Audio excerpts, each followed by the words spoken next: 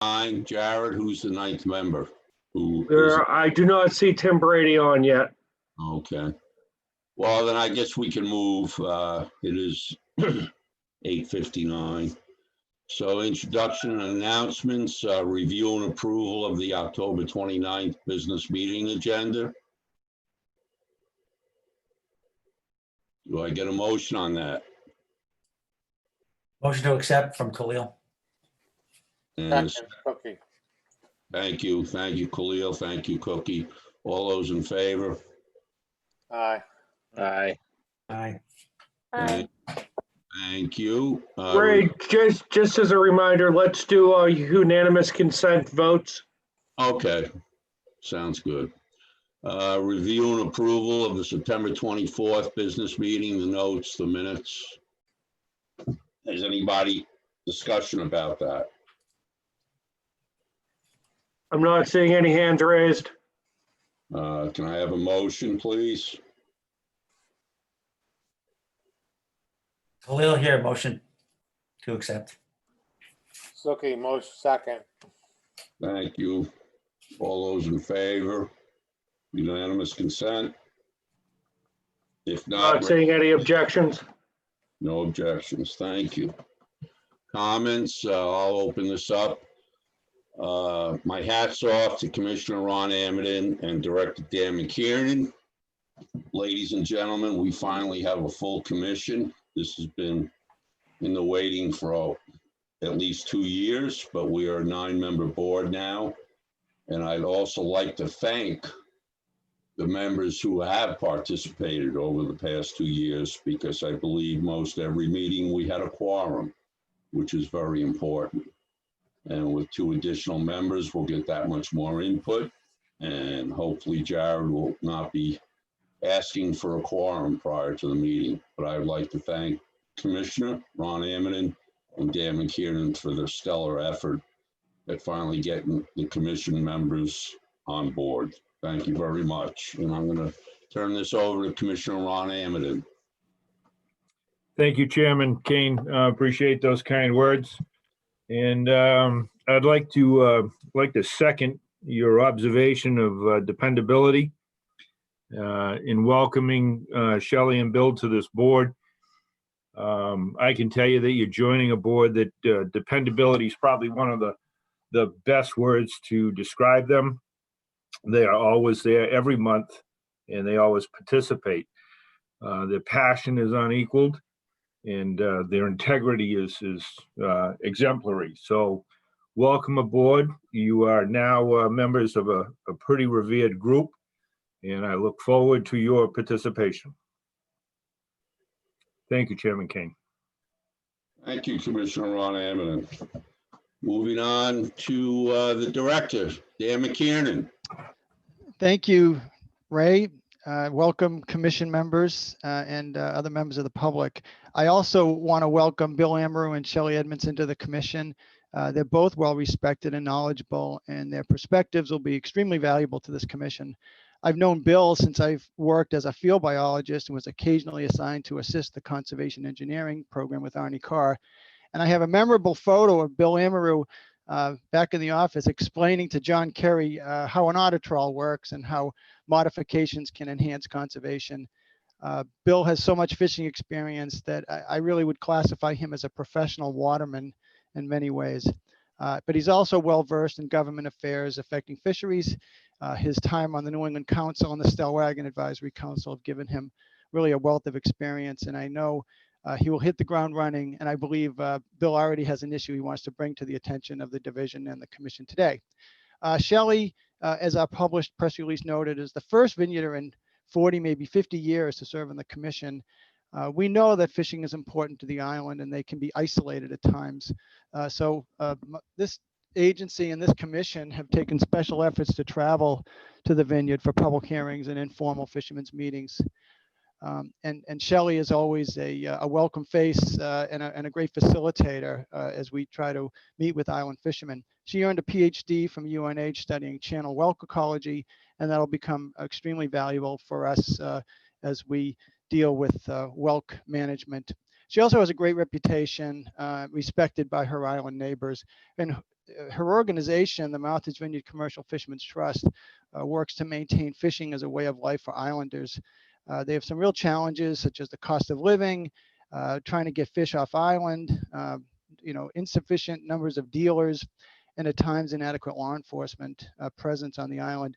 And her organization holds a Meet the Fleet event in Chilmark every summer.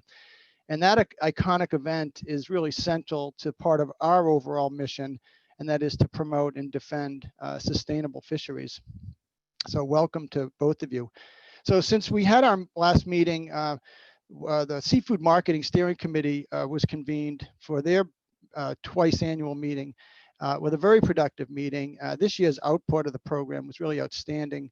Wendy Minardi, who just yesterday went out on maternity leave, presented in all the pandemic period activities, and the committee was extremely pleased with the radio ads, the social media promotions, as we work to help maintain the seafood economy. The new chef series of videos and recipes was extremely well done, really professional, really entertaining. One of our challenges is to get these products better exposure. I have to admit the state website can be a great resource for us, but sometimes it's not easy to find what you're looking for, mining into the various pages. So part of our job, I think, is to get some of the fishing groups to repost some of our material, for their own use, and that would be a great way to go about it. One of the interesting reports that we got was one from Josh Wertzmer, and he and Mike Carroll received a grant from the Seafood Marketing Program to look at consumer preferences. And they looked at haddock, and they interviewed a whole bunch of consumers of haddock, and they learned from these results that what's really important to the consumers, or to many consumers, I should say, is sustainability, documented sustainability of the fishery, but also the locally caught piece was super important to many consumers, and even better if you can identify not only that it was caught locally, but who caught it. And so, moving forward, that's probably a trend that seafood marketers and retailers will want to capitalize on, is to identify the source of the fish right down to the vessel in the day. Since our last meeting, there was a very important New England Council meeting with decisions that enhance monitoring of groundfish vessels to improve catch and discard estimates. I have to say this was fairly controversial with substantial disagreements among the sectors and notable opposition from certain Massachusetts sectors. I really want to credit Council Chairman John Quinn, who provided great leadership and a lot of diplomatic skills, probably from his time in the legislature. He learned those skills to bring this issue to a successful endpoint. And Melanie can speak briefly later about council developments.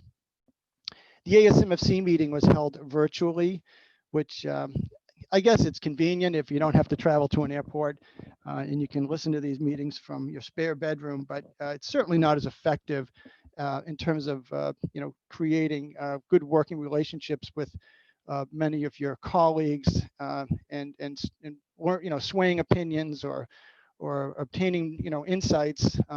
But during this pandemic, it'll have to do. But nonetheless, that meeting was held, and you're going to hear reports from staff today about some of those outcomes.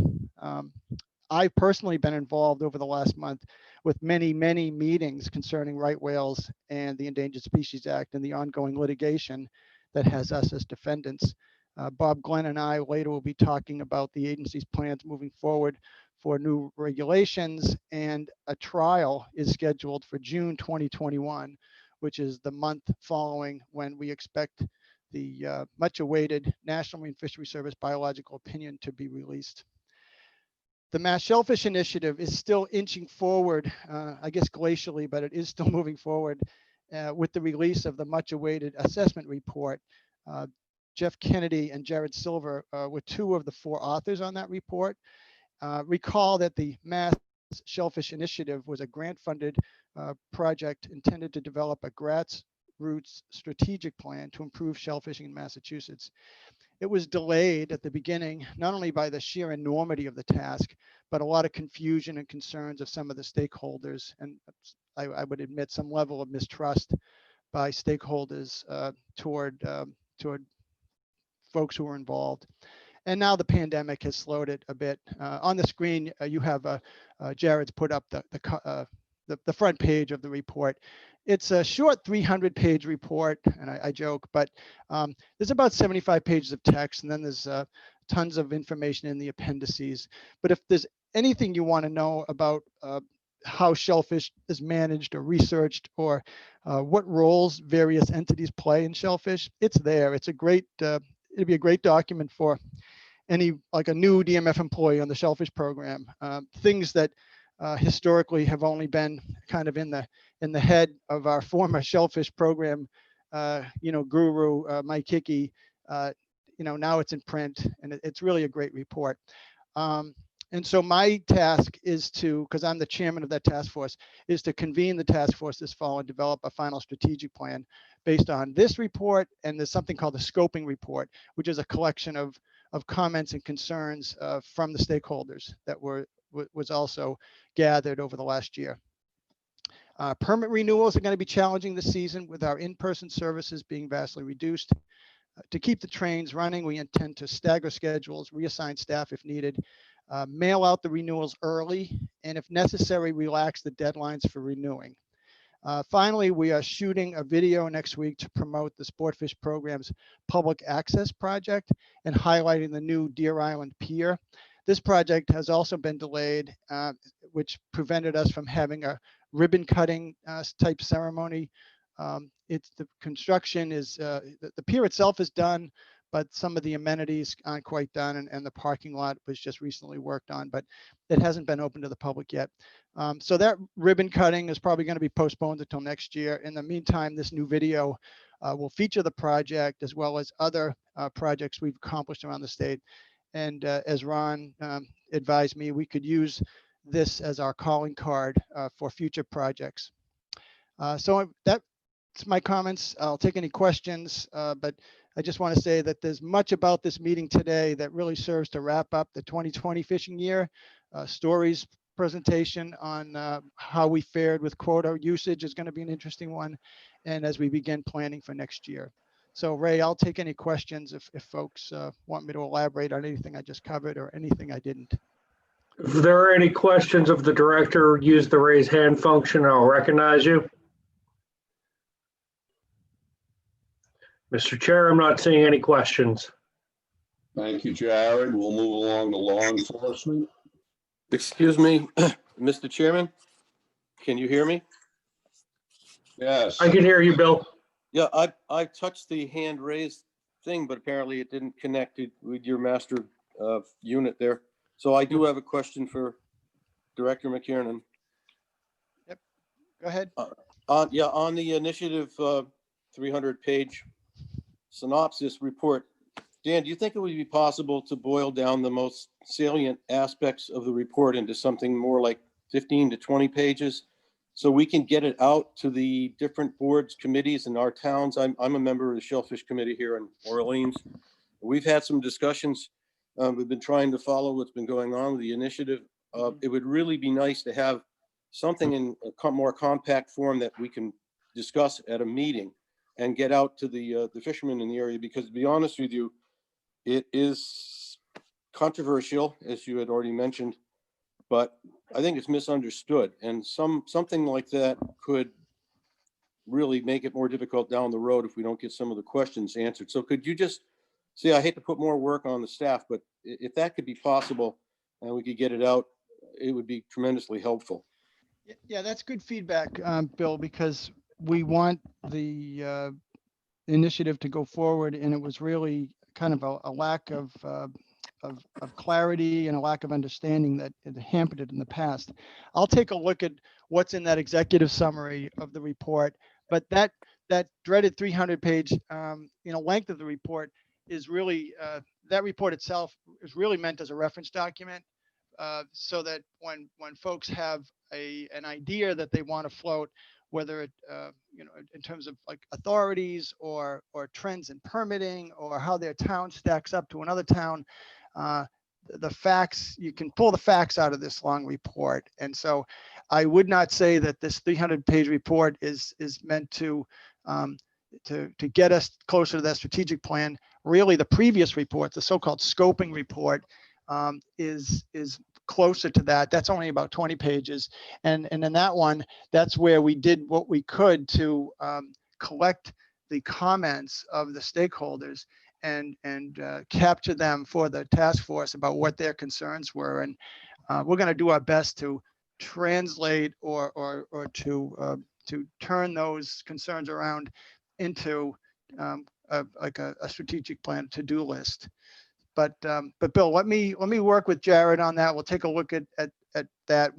If you have a few minutes or an hour or more, if you have a chance to thumb through that, if you think that it would only be effective with a boiled down version, you can let us know. But anyway, so we'll work on that with you, Bill. And like I said, Jared helped us bring that thing over the goal line because it was such a massive undertaking. Okay, thanks. Any other hands raised, Jared? I'm not saying any, Mr. Chair. Thank you. Let's move along to law enforcement. Hey, good morning, Mr. Chairman. This is Matt Bass with the Environmental Police. I also believe Lieutenant Colonel Moran is on the line as well. To be brief, I think we're winding up a couple, I guess, more significant cases with sea bass and tautog. Both, I guess, fortunately closing, I believe, beginning of next week. But a bunch of small sea bass seizures, but one notable one where a rod and reel permit was actually fishing pots and landing his fish. And we were able to determine that those fish had not been caught by pots. So that or not caught by rod and reel. So that resulted in a seizure. Another tautog case, a vessel kind of doing a charter, but posing as a commercial boat, landed a fairly large overage with a number of small fish as well. It's resulted in a pretty big seizure. And then an interesting case, wasn't actually us, but it came up from down the Cape where a fishing vessel refused a boarding, or what didn't refuse a boarding, but claimed that they had COVID-19, which prevented the Coast Guard from boarding them. That kind of prompted a lengthy discussion in how to handle that. I think, and the claim was actually determined to be a false. But I think after some discussion, if it was the stateside, we would be pretty well able to handle that. And we're thinking maybe it would seem like a good idea at the time, but the repercussions from claiming something like that might not be worthwhile for a boat or captain in the long run. But that is, I think, the third time I've heard that. So hopefully that doesn't continue. But like I said, kind of interesting. With that, I don't think I have anything else. If there's any questions, Mr. Chairman. Questions, Jared? Mike Pearnock. Michael, you're recognized. Thank you, Mr. Chairman, and thank you, Matt. Just a quick question. What is the size requirement commercially for tog and black sea bass? 12 inches for sea bass, 16 for tautog, and a 40 fish limit for a commercial permit for tautog. Yeah, thank you. So this is Ray Kane, Lieutenant Bass. Question. This is the second time in 2 years now where we've had a fisherman out on a charter claiming to be landing commercially. So how can we modify the regulation so that these people know that if you're charter fishing, you're not commercially fishing? I mean, how can we get that message across to the public? Well, good to the public. I mean, the people on this charter were from New York and New Jersey, so getting a message to them, I don't, is probably not realistic. But to the individual fishermen, I think, from DMS point of view, that obviously fishing under the authority of a commercial permit and then selling under your retail boat permit is not the intent to to take fish commercially. I think this is possibly going to be an adjudicatory process as well. I mean, there's a bunch of other issues that are probably going to come up that are going to show that this was a charter, and it's may ultimately affect his permit and his endorsements. Thank you. Lieutenant Colonel? Yeah, Mr. Chairman, I thought I saw something about us reconvening the law enforcement subcommittee. Perhaps we can discuss it if we all get together. Thank you. Thank you for that comment, Pat. Yeah, that's on the agenda. We will be reconvening the law enforcement subcommittee along with 2 other committees at today's commission hearing.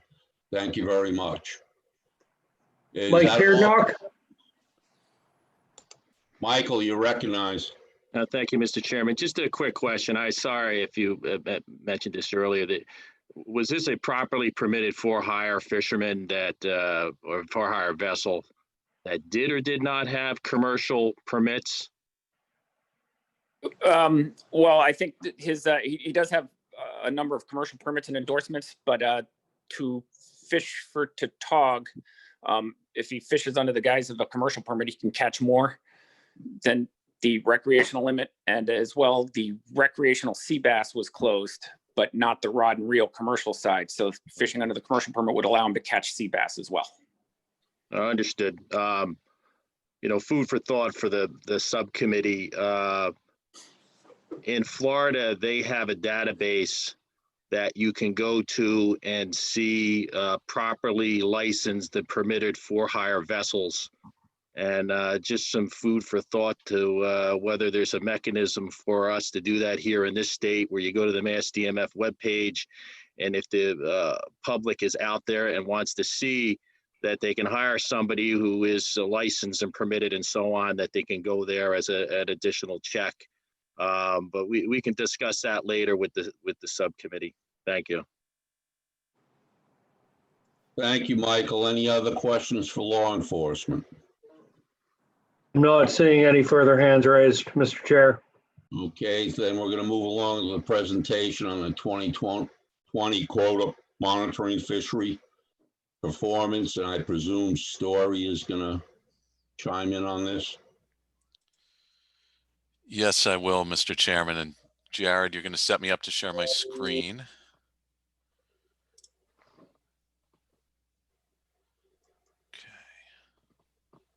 You should be set up as the host, Story, and able to do that. I've got it, Jared. Let me know if you can see that. It's up. Great. Okay. Thank you, Mr. Chairman, and good morning, everyone. As a reminder, and for the benefit of the new commission members, we monitor our individual species quotas using dealer data, and that data is supposed to be reported by the dealers weekly. So if the week is Sunday to Saturday, the landings reports are due to be submitted electronically by midnight of the following Tuesday. And most dealers are very good about this. Some report even more frequently, daily or at least multiple times a week, and that's very helpful to us. When we're monitoring some of the smaller quotas, or if we're projecting a closure within a reporting week, we oftentimes are calling dealers, texting dealers, trying to get the most up-to-the-minute numbers we can on landings, so we can try to accurately forecast when 100% of that quota is going to be caught, and then we can let the fleet know. We do display the quotas and landings on our website by species, and that's updated daily. Because of that dealer reporting schedule, where some don't report till Tuesday of the following week, there's often a lag on that quota page, but we've found that not only is it one of our most popular web pages on the DMF website, but fishermen also often are just as on top of this as we are in projecting when that closure might be. Okay. Just get to the next slide. So now I'll run through the performance of most of the species for this year. I'll start with two that we've projected will be taken by early next week. And the first is black sea bass.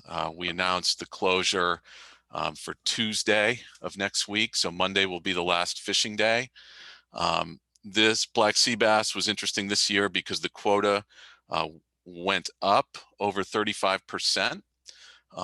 And it's good news that we are going to catch 100% of that quota. And you can see by looking at this graph that the changes to the fishery that you all approved in August, going to 5 open fishing days on September 1st and then 7 days on October 2nd, you can see that made a difference and kept up those catch rates. They dropped off a little bit in October and then over the past week picked up again. And now we're projecting 100% being caught. So this time of year, it's interesting when you see this because weather can impact landings. So it's pretty clear that the catch rates have been maintained despite some weather days thrown in.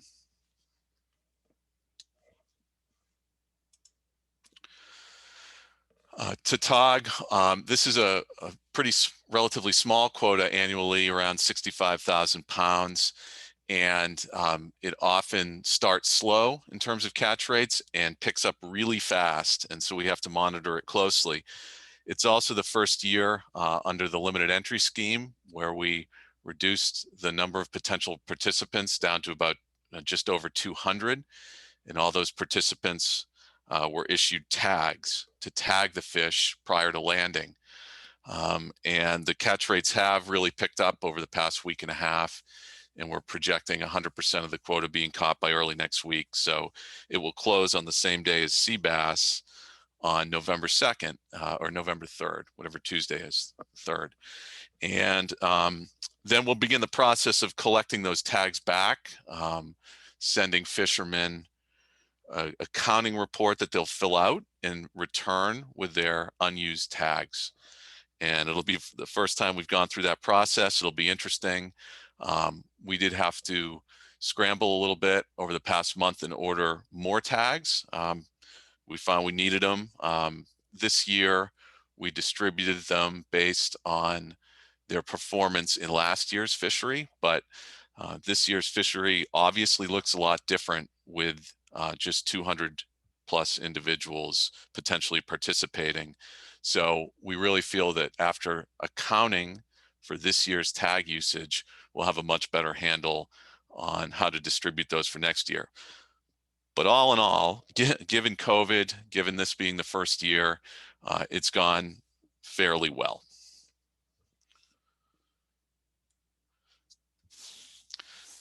Striped bass, you can see here that the landings were way down compared to previous years. We knew that in August when we last looked at this. The added fishing day to go from 2 to 3 in the beginning of September really didn't make much of a difference at all. And we saw the landings rates really drop off in the middle of September. And the landings obviously here late in October have trickled to pretty much 0. That's what we see. Fish have moved on, moved south.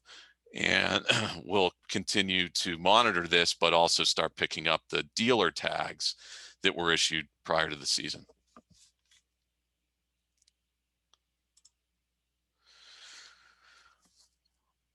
Horseshoe crab landings have tailed off as the inshore fluke fishery has tailed off. So last year, you'll remember we hit 100% of the quota, I believe, by the end of August. This year, we didn't quite get there, at least not yet. We're at about 94%, pending any additional landings or late reports.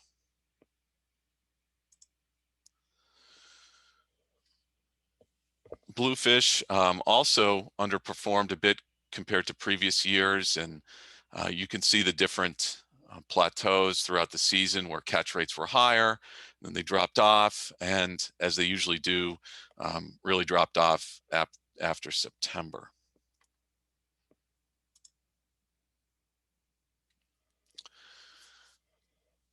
Fluke has also dropped off now as we get into the fall. The fish move offshore. You'll be talking about a potential trip limit increase, I believe, next. So you can see where we're at. We're at about 75% utilization of the quota, and that's about where we ended up last year.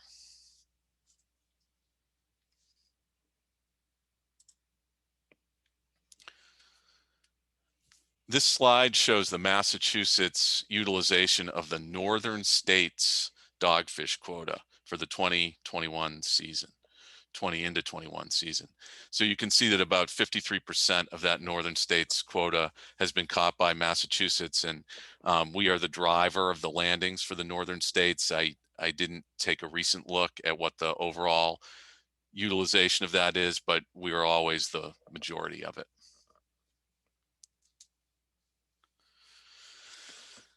And then we come to Menhaden, and this was a really interesting year for Menhaden. And we put this slide up so you can see the different landmarks, and we're going to show you this visually next. But the bottom line is the highlights. We started with a 6 million pound quota. Throughout the season, we also got 4 quota transfers. Nicola worked with the other states to secure those. So the quota fishery ended up utilizing about 8.4 million pounds total, including the transfers. But in the middle of it all, in August, and you'll see this in the graph in a minute, we also, when we hit 100% prior to the final 2 quota transfers, we opted into the episodic event set aside, which had about 425,000 pounds of Menhaden left in it. And the fleet was able to fish on that at the 25,000 pound limit. And then after that, we, after we utilized that and then received more quota, the quota fishery continued up until October 24th. And so we're going to show you right here just a little visualization of that. So basically, Menhaden started to be landing in mid to late May in small quantities as the fish started to show up. June was essentially the fishery where the full trip limit was being landed of 125,000 pounds by 2 to 3 to 4 boats that have the limited entry permits and fish at that scale. And fishing at that scale, we hit the 85% quota trigger on June 29th that brought the trip limit down to 25,000 pounds. And so the fishery kept going at that kind of mid-level scale, small to medium-sized purse seiners. And during that time, we received 2 quota transfers that allowed the fishery to keep going through July and into August. And then on August 7th, we reached 100% quota usage and dropped down to the 6,000 pound incidental bycatch limit. And then on August 17th, we were able to opt into the episodic events set aside. There was 425,000 pounds left. We opened at a 25,000 pound limit and monitored those landings daily, as we always do, but reported those to ASMFC. And then that ended on August 28th, and we received 2 more quota transfers, as I mentioned, and continued on at 25,000 pounds under that additional quota under our normal quota fishery until October 24th.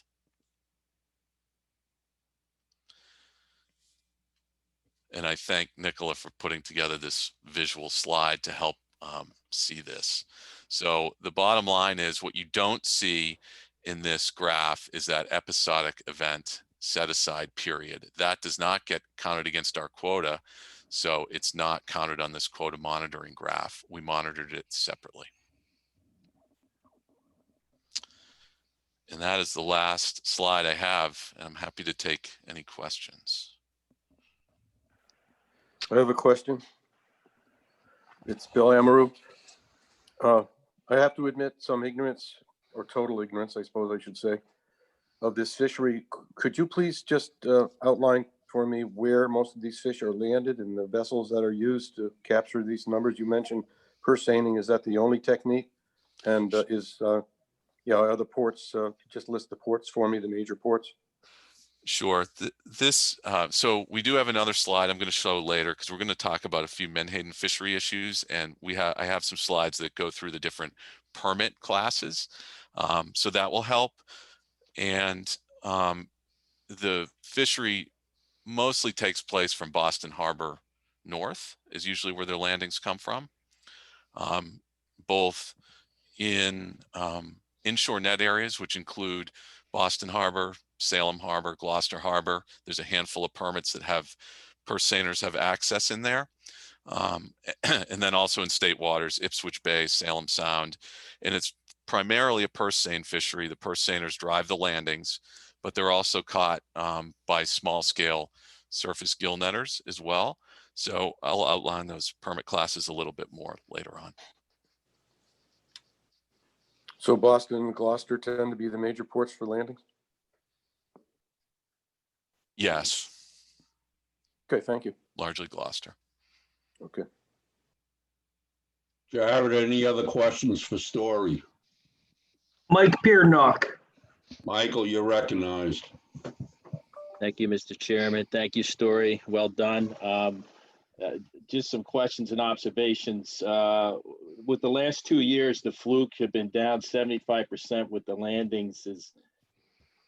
Is that lack of biomass to land, or is that market based, that there's no market because of COVID? We didn't have that issue last year, but the fact that we again have the same level this year, I would think it would not be the market.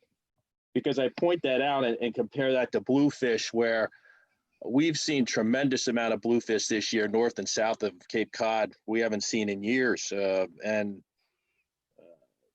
I would have expected that to go up, but maybe there isn't any market because of COVID. So I'd just like to get your thoughts. And I do have one other question after that. Thank you. On the fluke front, we did see a bit of reduced effort this year, and maybe a little less availability for the draggers, but we'll have to take a look at that when we get more data in. But I believe 2 years ago, and others correct me if I'm wrong, the fluke quota went up in 2019 significantly, around 30%. And since that increase, the fishery has not caught the quota. It's been about at that 75% level.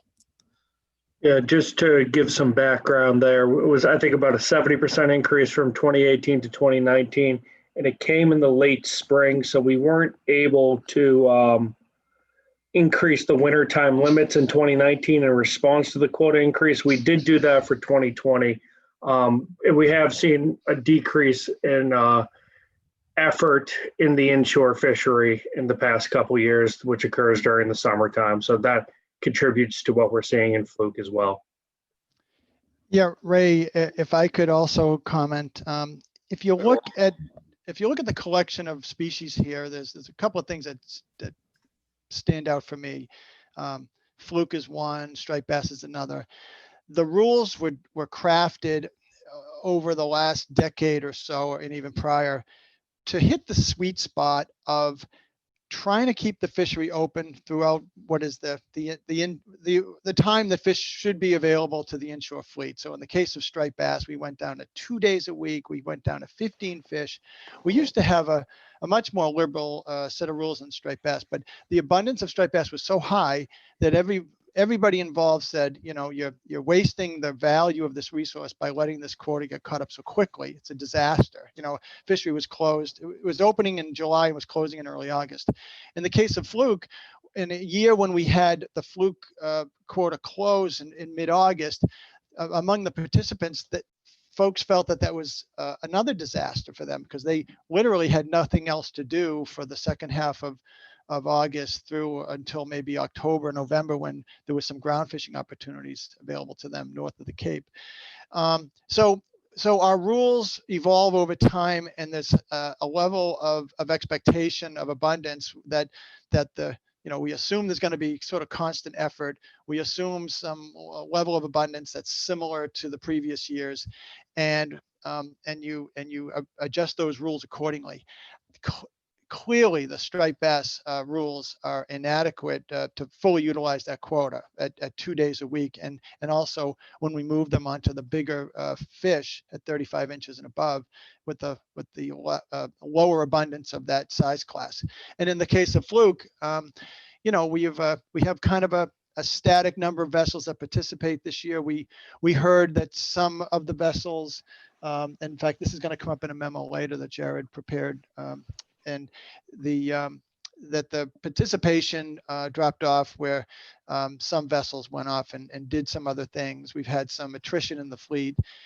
So, what we've thought about historically of us really hitting the sweet spot and creating a really nice, sustainable fishery for small inshore draggers in Nantucket Sound.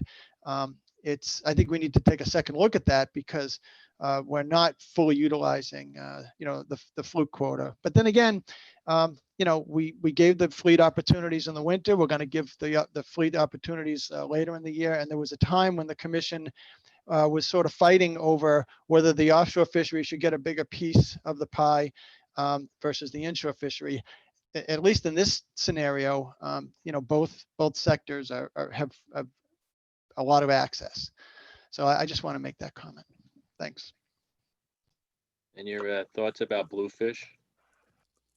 Well, bluefish is interesting. We have one strike netter that tends to be one of the more dominant players in the landing of the fish, and then the rest of it is mainly rod and reel. I don't think we have any sink gill netters that are landing fish anymore, and then the places that where they fish this year, I have not heard of a lot of bluefish available, Mike. I don't know if the MRIP data would support that observation that bluefish were generally abundant this year. I heard otherwise, but I'm under house arrest here. I don't know what's going on in the water right now, but I'd be interested to hear more. And I know Nicola has been working with the stock assessment folks, and Mike Armstrong is keyed into the MRIP tracking of these species. So I defer to them if they have any other observations on bluefish availability. Yeah, I've heard a lot of reports of bluefish in tremendous numbers the last 2 weeks. And there's been a lot of reports of the presence of bluefish north of the Cape in numbers they haven't seen in a long time. And those reports have come from Massachusetts all the way down through to Rhode Island. So I just want to point that out. The one thing that hopefully maybe the next meeting when you get back to MRIP numbers, I'd be curious to see how the for-hire fleet ended up with black sea bass and cod, since those seasons were extended. That's the only other comment I have. Thank you. Thank you, Michael. Story, I have a question for you on TAG. This is the first year that has been mandated we go to tagging. And from your graph and from the way you spoke, it seemed to be very successful. The limited access fishermen who were granted tags were in compliance. Is that so? As far as I know, we did receive some a few complaints about the tags, and Bob Glenn did a little work, went down to one of the dealers to look at some of the issues that we had reported by the tags, and it looks like it was improper, fastening of the tags onto the fish, and we can do better next year and do a video for folks to show them how to do that best. And we did hear that from a few fishermen calling our offices. I don't know of any non-compliance from the enforcement perspective. Maybe they could speak to it, but it went fairly smoothly. We were able to devise a system for basically contactless pickup of the tags in our New Bedford office. So overall, compliance, you'd have to say, was good. I mean, for a first year program, and I know ASMFC is going to, I'm sure this will be a discussion item at ASMFC, how the first year program of tagging to TAG went overall coastwide. So my hat's off to you and your staff. Can enforcement enlighten us to anything about the TOG? It seemed to be an all or nothing. That large case that I talked about had no tags. I think we came across some dealers where there was some trouble tagging them, so they were tagging them at the dealer. I think there was one notable incident where a frustrated fisherman dumped his TOG catch on the front steps of Seamass with his tags because he for whatever reason he was frustrated with the process. But outside of that, again, it's I think a learning process first year. So you know, we can better it, videos and education and whatnot. I that couldn't hurt. Thank you, Lieutenant Bass. Any other questions for Story? Khalil? Thank you, Jared. Mr. Chairman, I'd like to address a question to Story. Story, great presentation. I really enjoyed it. I'm curious as to, obviously, the striped bass, being a charter captain here or past charter captain, you know, for 20 years on the North Shore, and the target species being stripers and bluefish.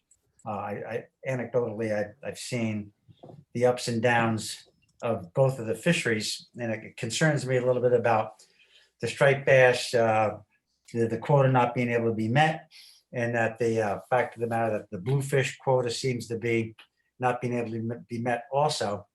I'm wondering whether or not this has something to do with population health, or could it be something to do with effort? And I'm going to be honest with you, my computer went a little wacky here, and I missed some of the conversation that went on. I just got my screen back.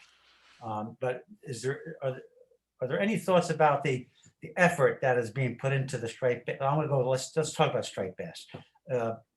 Has the effort declined over the past couple of years with the commercial fishermen feeling that not putting the effort into it's not worth it because they're having difficulty meeting the quota, or do you see the effort still being at a higher rate or a good rate, and that the fisheries the population just isn't there for the effort to capture them? I'm kind of mumbled through that whole question, but I'm thinking about the effort.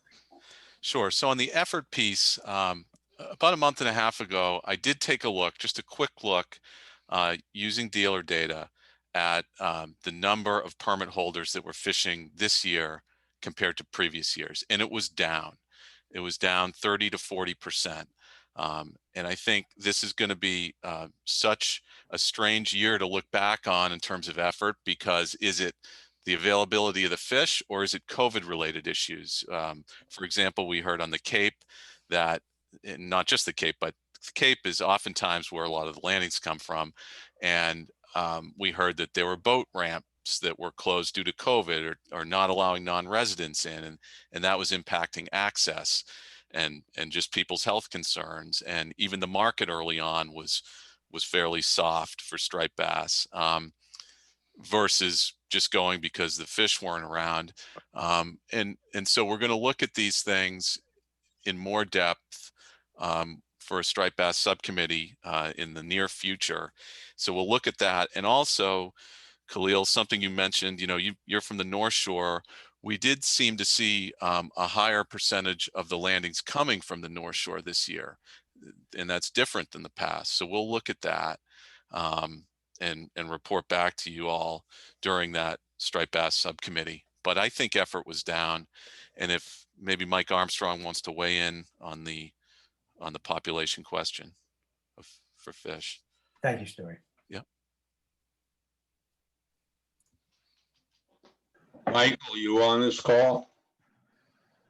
Yes, I am, Mr. Chairman. So Story has seen a decrease in effort, and there's so much going on, all of which contribute to the landings being off. You've heard me say this before, but there are a series of poorer year classes passing through the commercial size right now. So indeed, there are less big fish. the stock overall is down a little, it's down some. It's not crashed or anything like that, but that particular stanza of fish are down a little lower. So that's going to decrease catch rates. And then we're seeing the stocks move all over the place in places they haven't been. We haven't seen big aggregations, which is what really feeds the commercial quota. We see Menhaden up north of the Cape, and the bass follow them up. So we had commercially, there was a pretty good year, I think, north of the Cape. On the Cape, they are not finding bass where they have in commercial quantities. And there's a suspicion that they're going deeper because they see them early in the year off New Jersey and Maryland. And then they get up here and we don't really see them in tremendous amounts. So there's a lot going on. Some of it's climate change, some of it's year class strength. And I think all of those have conspired to create a catch rate that's much lower than it has been in previous years. And Mike, this is Dan. Given the EEZ closure that's enacted federally, folks can't chase the stripers out into the federal zone if they are going deeper. Right.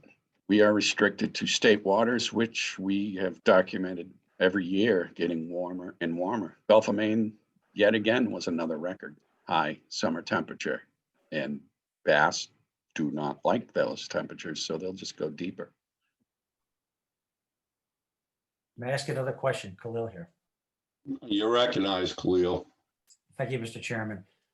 Back to Story. Story, do you have any information regarding effort to quota for other states that sell their stripers commercially? Are the other states going through a similar pattern as Massachusetts, or are we unique?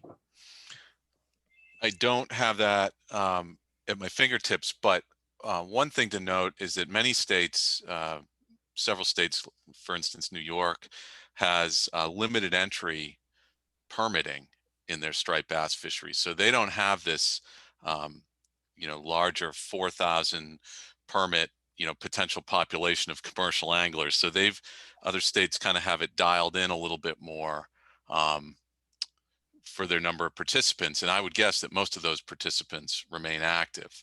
But that's something we can look at going forward. Yeah, it'd be interesting just to see if other states are going through a similar pattern as Massachusetts. Thanks, Story. You're welcome. Any other questions for Story? Mike Beardnock? Michael, you're recognized. Thank you, Mr. Chairman. Thank you, Story and Mike Armstrong. I would just like to state that what your observations are of increased landings north on the North Shore are consistent with the reports I get from commercial fishermen. We suspect it's from climatic shift and water temperatures. And if you want to target striped bass commercially or even recreationally, and you want large ones from Boston Harbor on north, it's been a great year. And if you're going south, it's been tough. So suspect it's a water temperature issue, farther north, farther east. And that's consistent with our observations. So thank you. This is Ray Kane. Michael Armstrong, question for you. You've been around for quite a while. So this question is to both you and Khalil.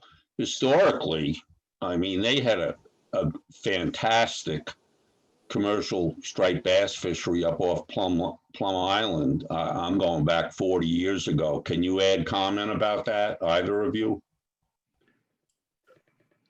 This is Khalil here, Mr. Chairman. I can. I would say previous Essex County. If we go back into the records, I believe you go back into the records and compare Essex County to Barnstable County striped bass catch. I think, and I may be wrong, but because time has gone by. But I believe the Essex County commercial striped bass fishery was really a good one. Many fish being caught, lot of large fish. That's back when we were at the large number of fish 3 days a week, and also fishing on Sunday, 5 fish on Sunday.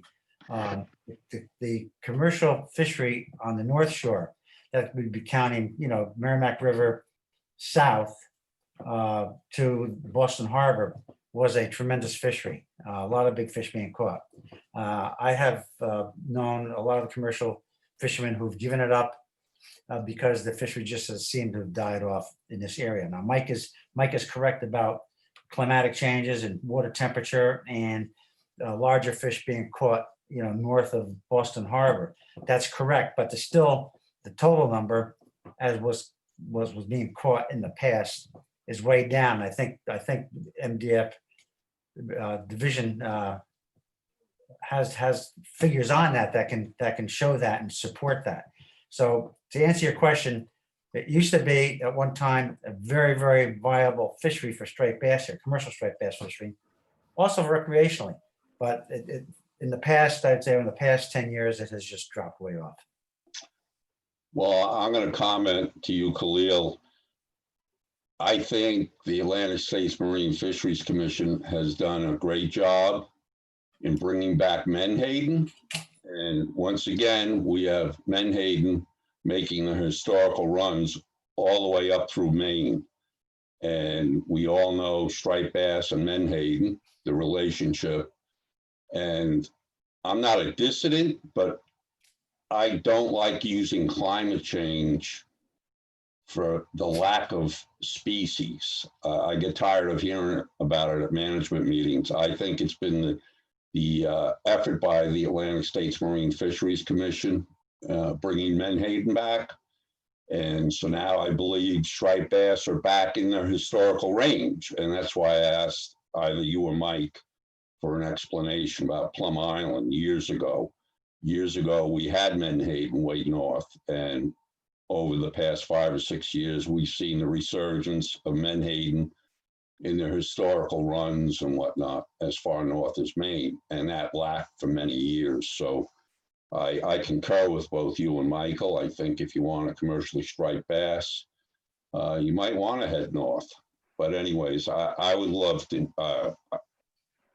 I want to give ASMFC their due respect for bringing Menhaden back, and our leader on the state level is Nicola Meserve, and she's done a hell of a job there. So thank you. Well, Mr. Chairman, there was no disrespect intended regarding ASMFC. We didn't mean to disparage them if you felt we did, or I did. We're just saying that very often fish will move to water that is a little cooler, that has a little bit more oxygen in it. And if the waters are warm, such as apparently it has been over the past several years, the fish are not going to be, regardless of Menhaden, the fish are not going to occupy those waters. They're going to be going into deeper water that is cooler. So I most certainly did not mean to disparage ASMFC, and I apologize if that came across like that. But we're just saying that, I think Michael and I are saying that sometimes it's a function of water temperature as to where the fish are going to occupy. And so I apologize if you thought that we were disparaging ASMFC. No, not at all, Khalil, but we have to remember the forage fish. And absolutely. That was the point I was making. I didn't think you were disparaging anybody, but I want to remind the commission and the state what I consider a stellar job done by DMF at ASMFC when it comes to Menhaden. That's all. Understood. Question? I was just going to add, this is Nicola. I've been trying to look up some other states' quota use for striped bass as we've been talking. Unfortunately, not everyone has quota monitoring pages that are as easily accessible as ours. But in Rhode Island, at least, it looks like their hook and line fishery is on track to meet the Rhode Island quota. Granted, it is a smaller quota than Massachusetts is. And their floating fish trap fishery does seem to be underperforming a little bit. But I'll keep looking to see if I can find anything about other states like New York, although as said, it's an ITQ fishery. So, there's a lot of personal choice that goes into when you land those fish based on market and other things. Question, Nicola, it's Raymond. Could you try to look into coastal Maryland? They have a commercial fishery, and Virginia, I believe Virginia hit its tack also, but I don't know if you have access to those data banks. I'll look about Maryland. Their ocean quota is, 90,000 pounds. It's pretty small, but I'll look to see if they've used it. Thank you. Mike Beardnock? Michael, you're recognized. Thank you, Mr. Chairman. As stated earlier, the striped bass landings have reduced 30 to 40%. I want to point out that the HMS, the highly migratory species group at a federal level, pointed out a few months ago that they had close to 50% reductions of commercial landings of fish due to COVID.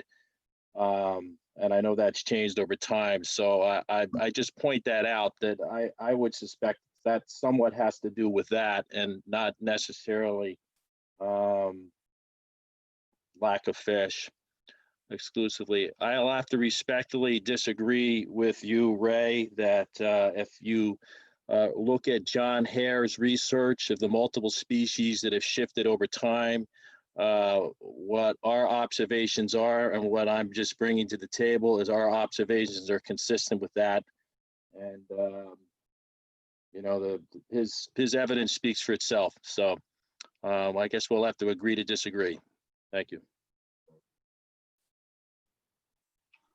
Questions for Story? I'm not seeing any further questions, Mr. Chair. Well, I presume you can take back the screen, Jared.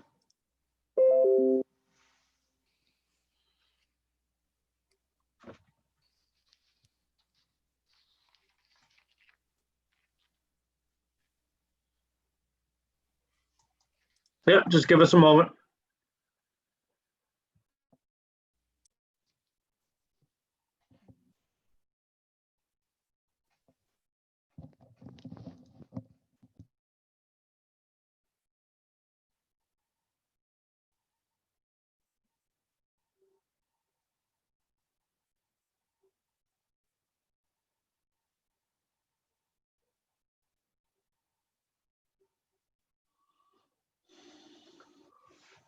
We're good to move on, Mr. Chair.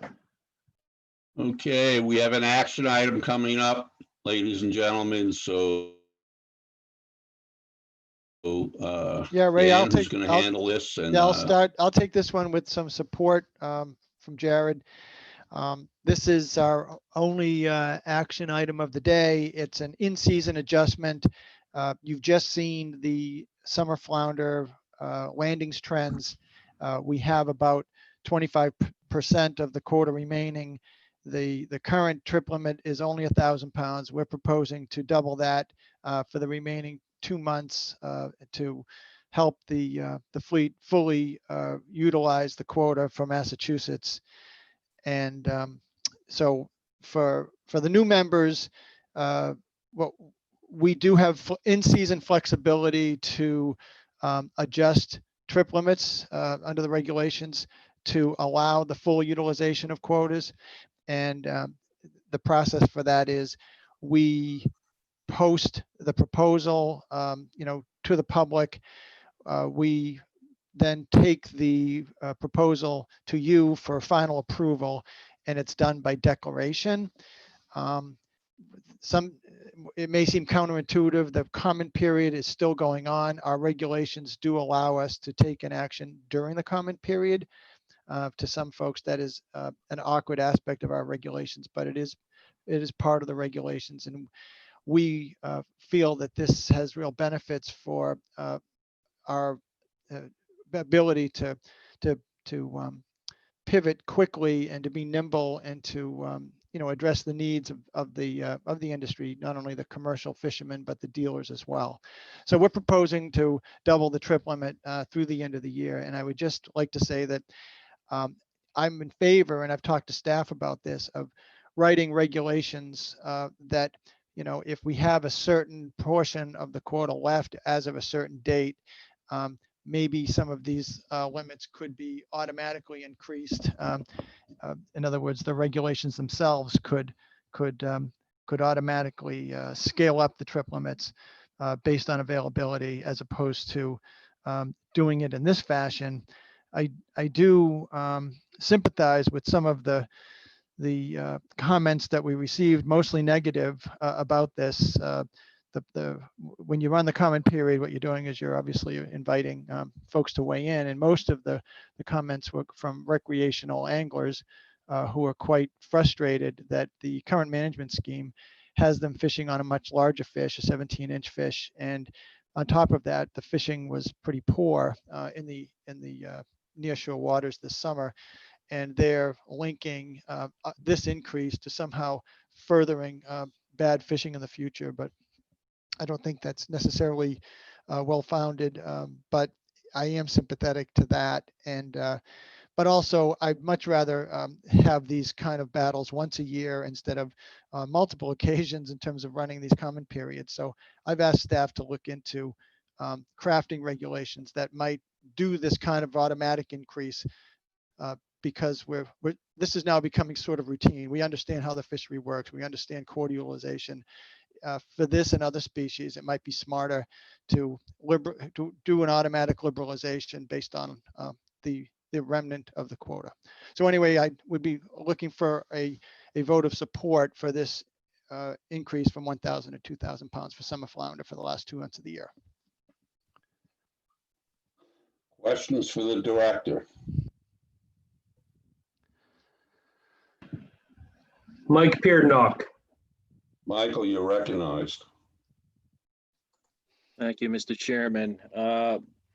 Does this decision also include rendering a decision on the automatic quota increase, or is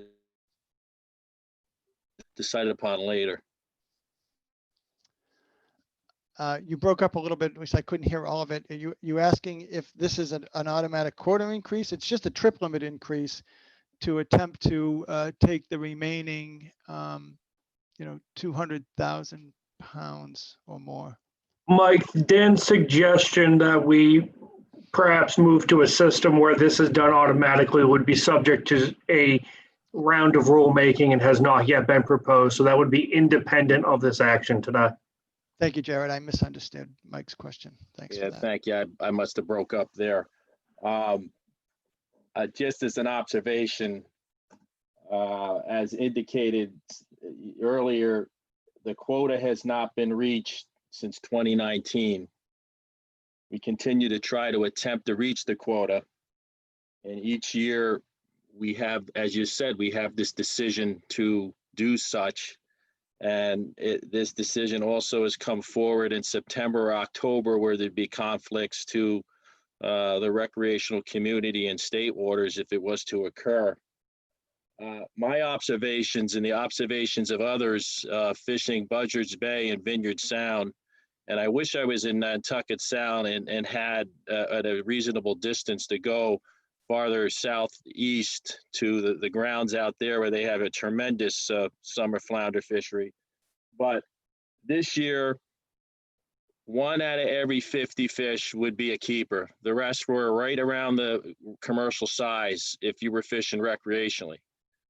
Last year, it was 30. The year before, it was 20. So something is going on. And if I have to just look at it from observations, because of the quota increase, is that resulting in the additional reduction that we're seeing and having less keeper size fish in state waters when we're fishing recreationally? I have stated this in the past. I stated this when the previous director was here, that we need to take in consideration the fishing effort commercially that does take place in recreational waters, in state waters, and how that's going to impact recreational effort or opportunity and have an appropriate size fish. So that's where what the recreational community and some of the comments that are there, I agree with it, and concerned of where this is going. We continue to try to land the quota, haven't since 2019, but then at our size that we have to go considerable distance offshore to get any keeper-sized fish as a result.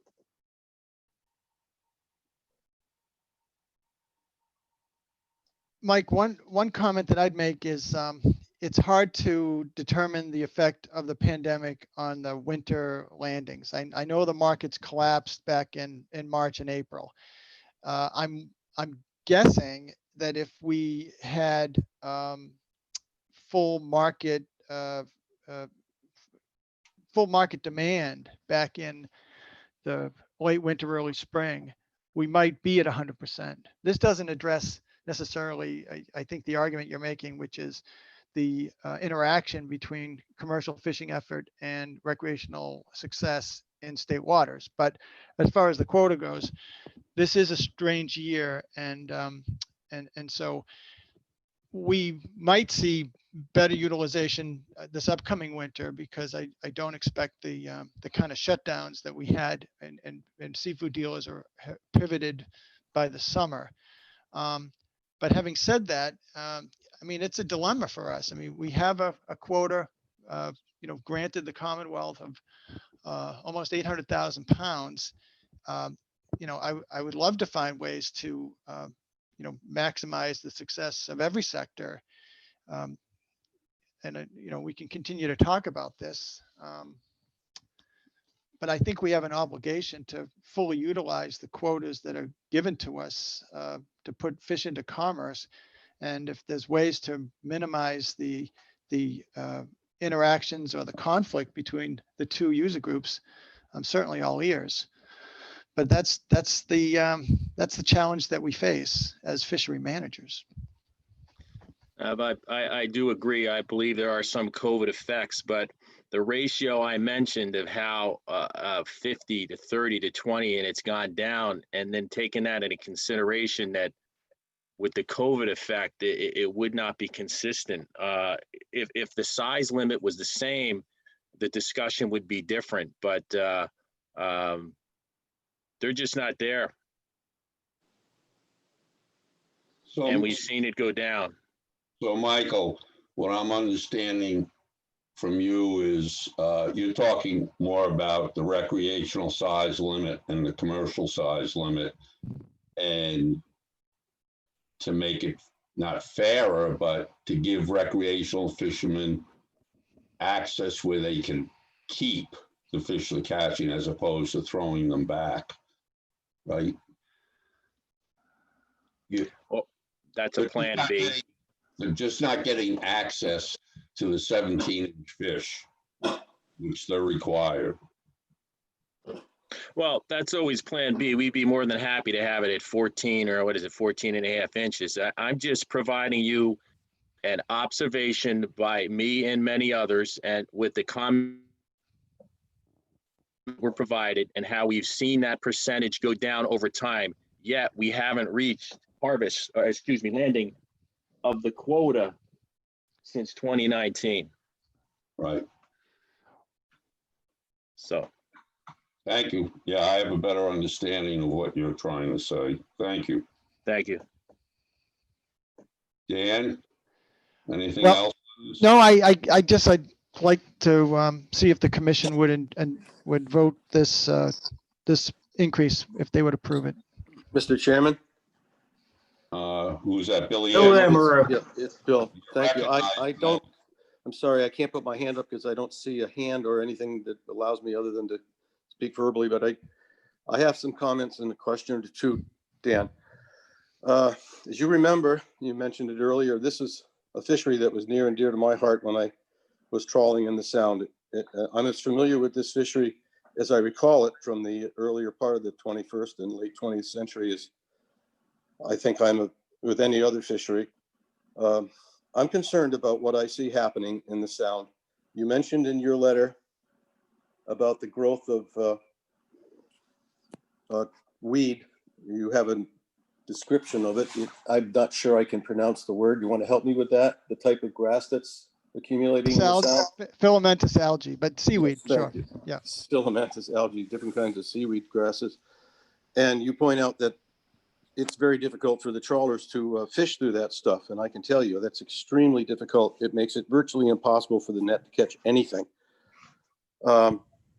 It's most abundant in the early part of the season. It thins out a little bit as the water cools in the late summer and early fall, but it really prevents a fishery from occurring. You also mentioned the decline in the number of vessels. Well, to me, that's a dramatic undertaking, and I think one that is representative of what's happening to the inshore trawl fleet as a whole. There are very few new captains coming into the fishery. The numbers of boats are declining. We're finding it harder and harder in that area to make any kind of profit at all. So the fishery is simply collapsing, the number of vessels. The fishery itself is in a state of flux. I think we'll be looking back someday at this period of time in our history as a fishery to see it as a tremendously transitional period, going from a cool water North Atlantic type fishery to more of a mid-Atlantic semi-tropical fishery. The fish in the Sound, I believe, are becoming less abundant, partly due to the environmental conditions that I just mentioned with the weed and also with the warming waters. And I think that the move towards an offshore fishery is definitely the state of the present and future for this fishery. I don't understand. I haven't got the background to know exactly what the reasoning was for having the two different sizes on recreational and commercial. Personally, I believe in simplicity and trying to make things as uncomplicated as possible. I would like to know someday down the road why that is, and if we couldn't straighten it out so that it can be one size for all. It might have something to do with the retention in the trawl nets of the smaller fish. I suppose that has something to do with it. It did with yellowtails and blackbacks in sole when we changed those mesh sizes federally. But I'm going to endorse your motion to increase the quota. Excuse me, to increase the daily limit or the individual landing limit, not the quota. However, I do think that as is always in the past been a problem, is understanding the results of surveys and interpreting them into regulations in a timely manner. We always ran into difficulties with that on the federal level. We were running 2 years behind. We'd have a very constricted quota when the fishermen were seeing enormous numbers of fish. 2 or 3 years down the road, when the fish were reduced in numbers, we'd have an increase in our quota. And it never seemed as though the two were ever parallel. And I wonder if perhaps that's the situation with this particular fishery at this time. The results of the surveys indicate that these quotas can be as large as they are, and I was happy to hear it when it came into effect a couple of years ago. But immediately the fishermen saw a decline in what they were able to catch per unit of effort.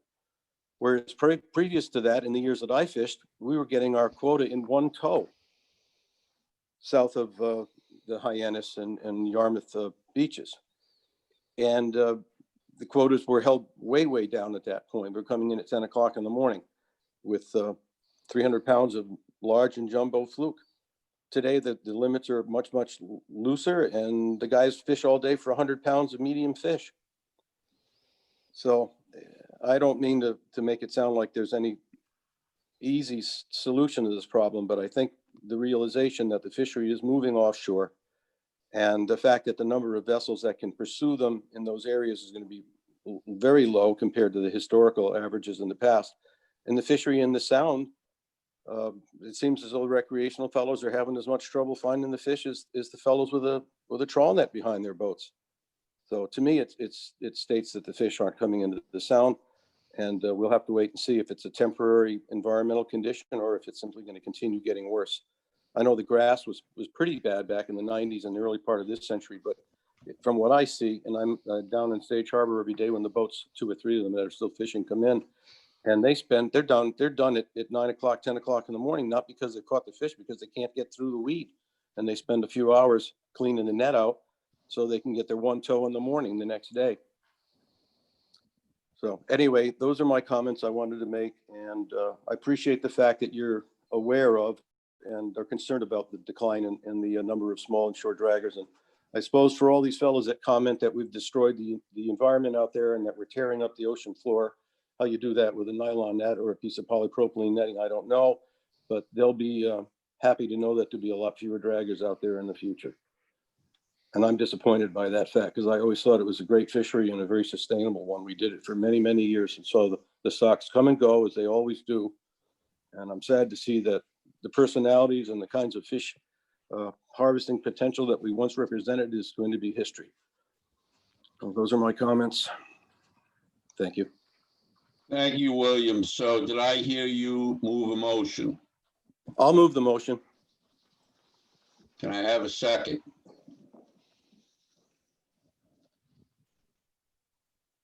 I'll second it, Khalil Bogdan.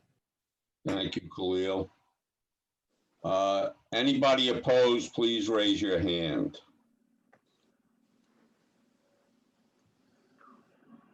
One opposed, Mike Peardnock.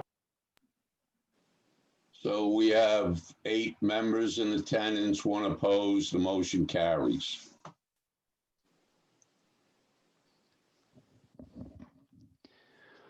All right, thank you. Ray, do you, that's the action item you would recommended earlier, a short break before we went into. Yeah, let's take a 5-minute biological break. It's now 10:20. Back in front of your computer screens, 10:25, please. For rulemaking for the winter of 2021. The new fixed gear regulations related to incidental take permit application. Who's going to run with this one, Jared?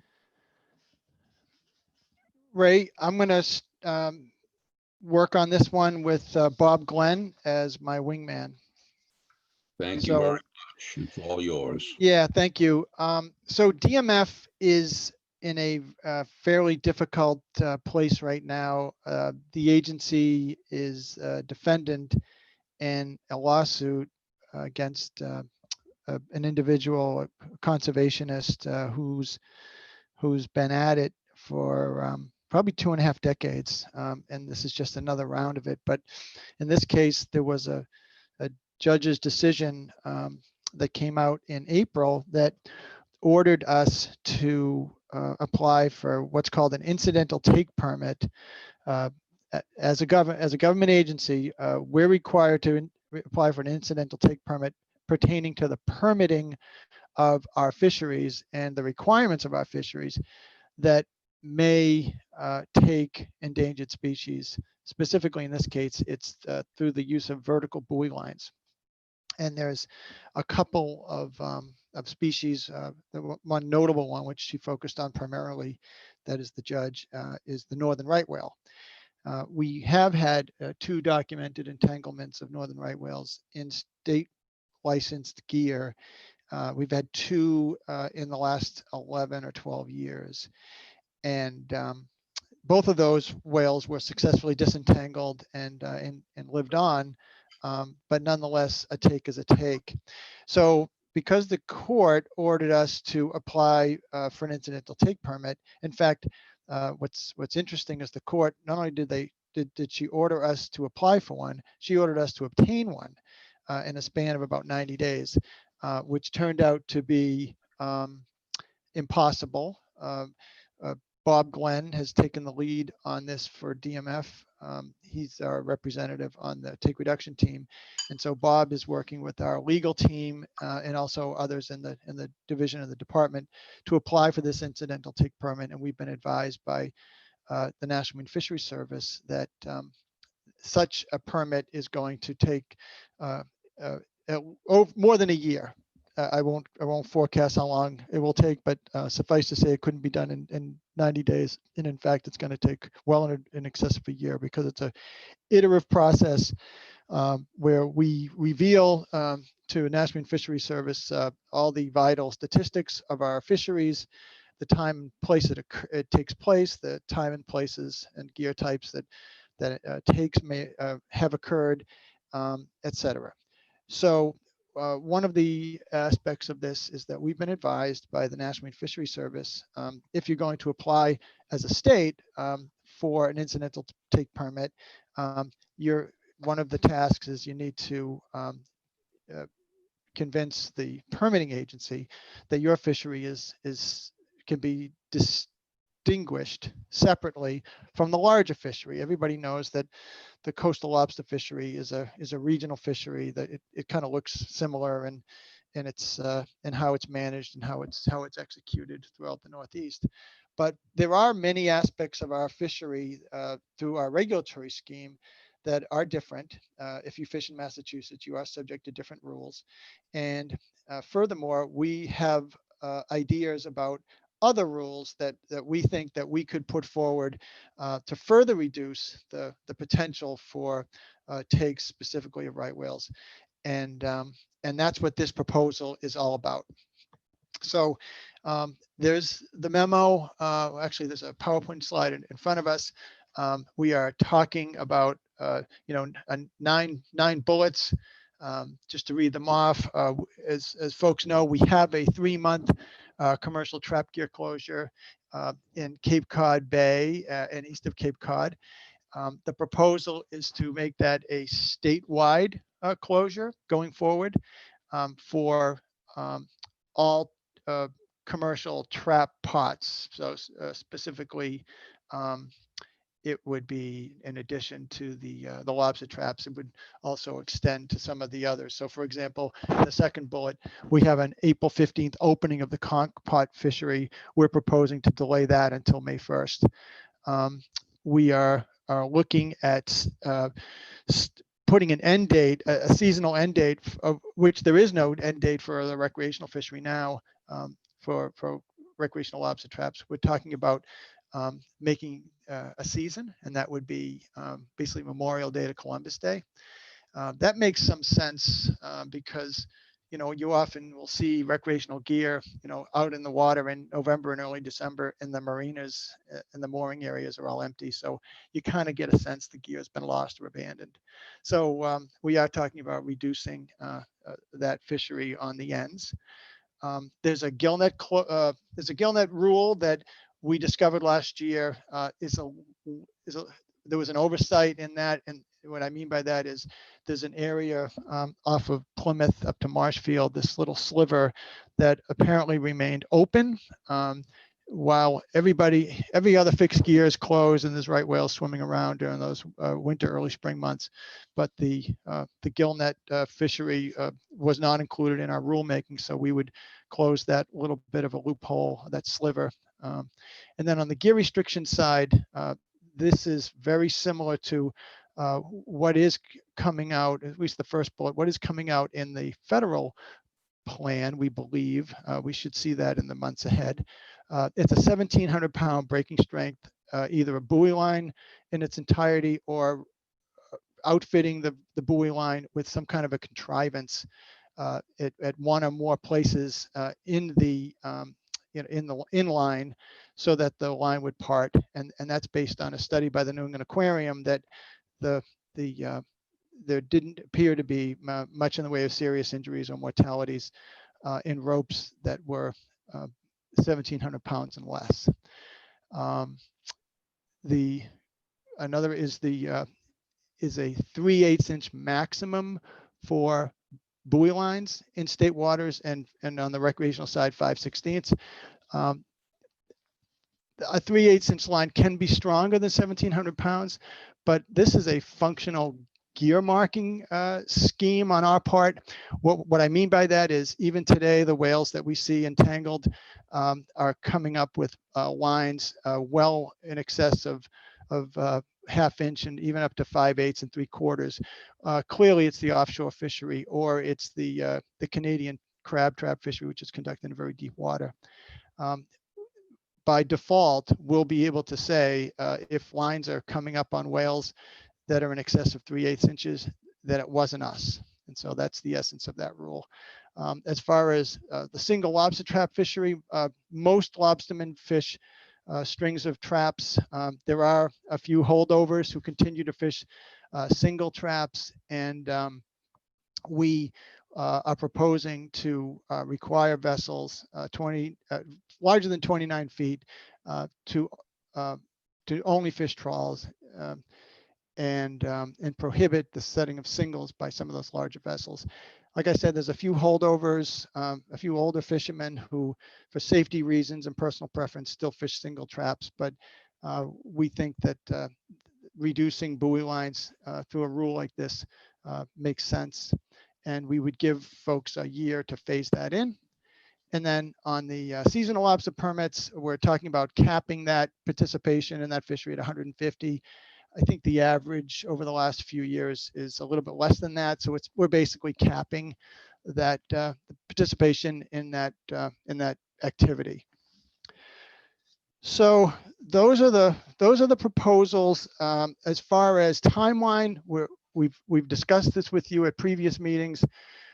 We are busy preparing all of the legal documents for review within our mandates in the executive order, which means review by legal counsel at the Environmental Affairs, at the Office of Administration and Finance, all the way up to the governor's office. We hope to publish the public hearing notice in a few weeks. We would be holding, again, I regret this, but virtual public hearings during the first week of December, conclude the written comment period, and then come to you on January 7th for final recommendations based on the comments received. And that we would be promulgating those final regulations around the 1st of February. I think the most significant rule here is going to be the prohibition on any commercial pot fishing February through April. But this, if anybody who's got a federal permit would be allowed to slide that gear out into the federal zone. It wouldn't be a prohibition on any fishing, and the vast majority of inshore lobstermen do bring their gear home during those winter months. Those winter months are a challenge because with bad weather and low catches, gear that is left out at that time of year is not frequently fished. Historical records show maybe the gear is checked, a couple times a month at the height of the winter, and I'm not sure the catch rates are all that high, as high as they might be, say, offshore. So those are the proposals. It is a very thorny issue for us. Bob, Glenn, Erin Burke, and the team of attorneys are working really hard to try to prevail in the lawsuit that we're working on, preparing documents, working with the National Marine Fisheries Service to try to seek this incidental take permit. And I want to thank them for all the work that they've done, especially Bob and Erin. Bob, I believe you're on the call. Would you like to add anything? Yeah, good morning, everybody. Thanks, Dan. Yeah, the only thing that I think is important that I'd like to get across is to convey to the commission the gravity of the situation. These measures are fairly severe. We developed them, with a heavy heart relative to levying additional restrictions on our fishery that we feel is actually exemplary relative to right whale conservation. But regardless of our feelings, the court has ordered us to apply for this incidental take permit, and we need to be able to close all the risk loopholes to whales to show National Marine Fisheries Service that we are, truly distinct and that we can achieve what's called a no injury determination. That determination is necessary for us to receive this permit. The gravity is if we are not permitted this, we face a very legitimate court order shutdown of our ability to permit the use of buoy lines, which in our opinion would completely throw our commercial lobster fishery in a very, very bad situation, and force them possibly to look at an alternative of trying to use ridiculously expensive ropeless fishing equipment at this point. And so that the only thing, I think Dan captured everything very well. I would just add that, this is a very grave situation and one that we're not taking lightly and trying to maximize our chances of successfully getting this permit. Thank you, Bob. Questions for the director or for Bob Glenn from the commission members? Khalil. You're recognized.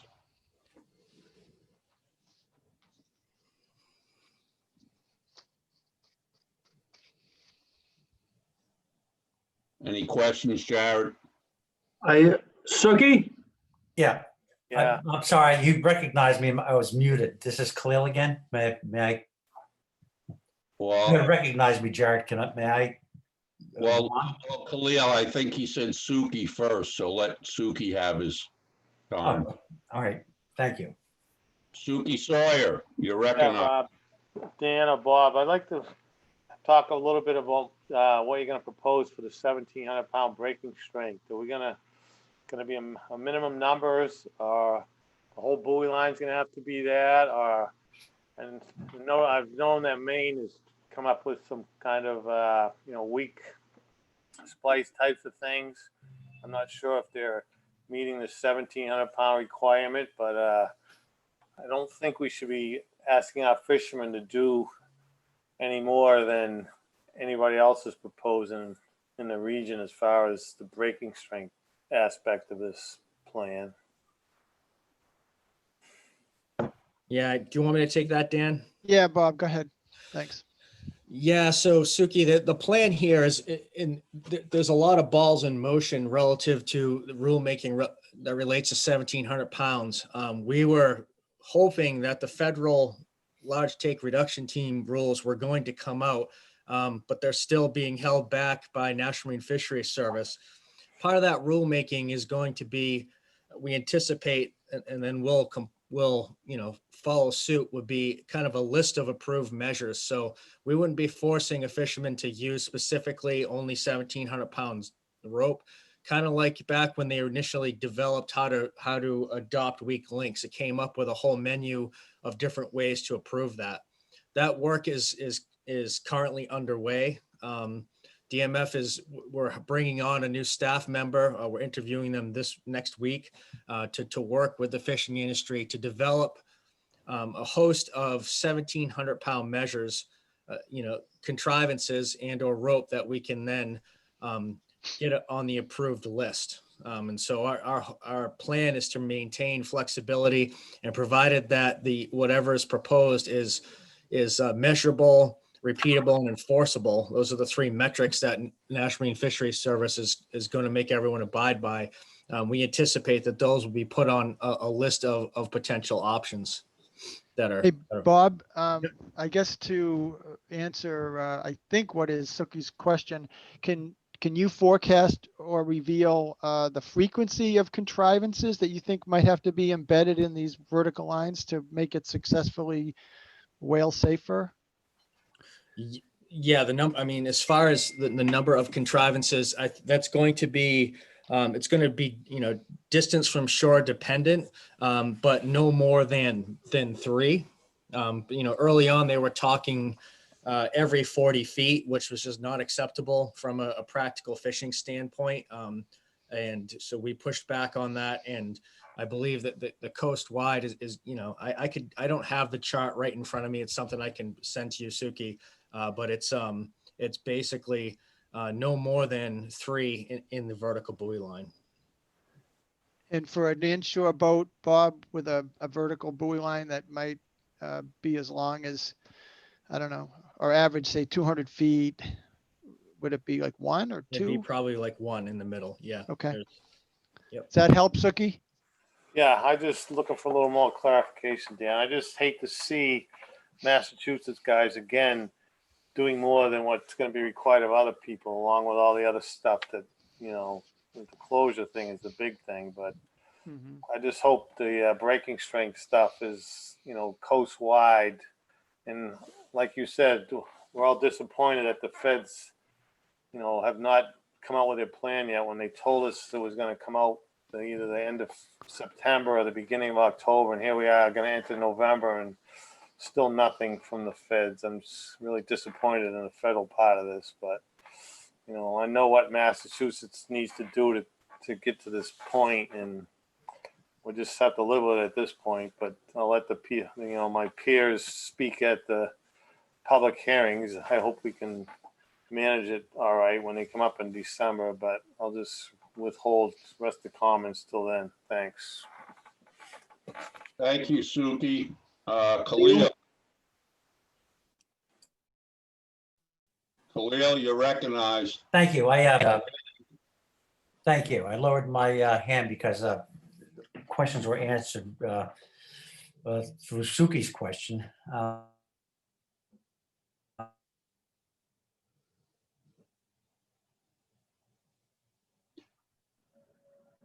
Khalil, it appears you might be having some audio issues. I might be. All right. Can you hear me at all? I can hear you now, but you were breaking up. All right. Let me just say my questions were answered with Suki's questions. Thank you. Thank you, Khalil. Any other questions to the director or to Bob Glenn? We have Bill Amaru. Bill, you have the mic.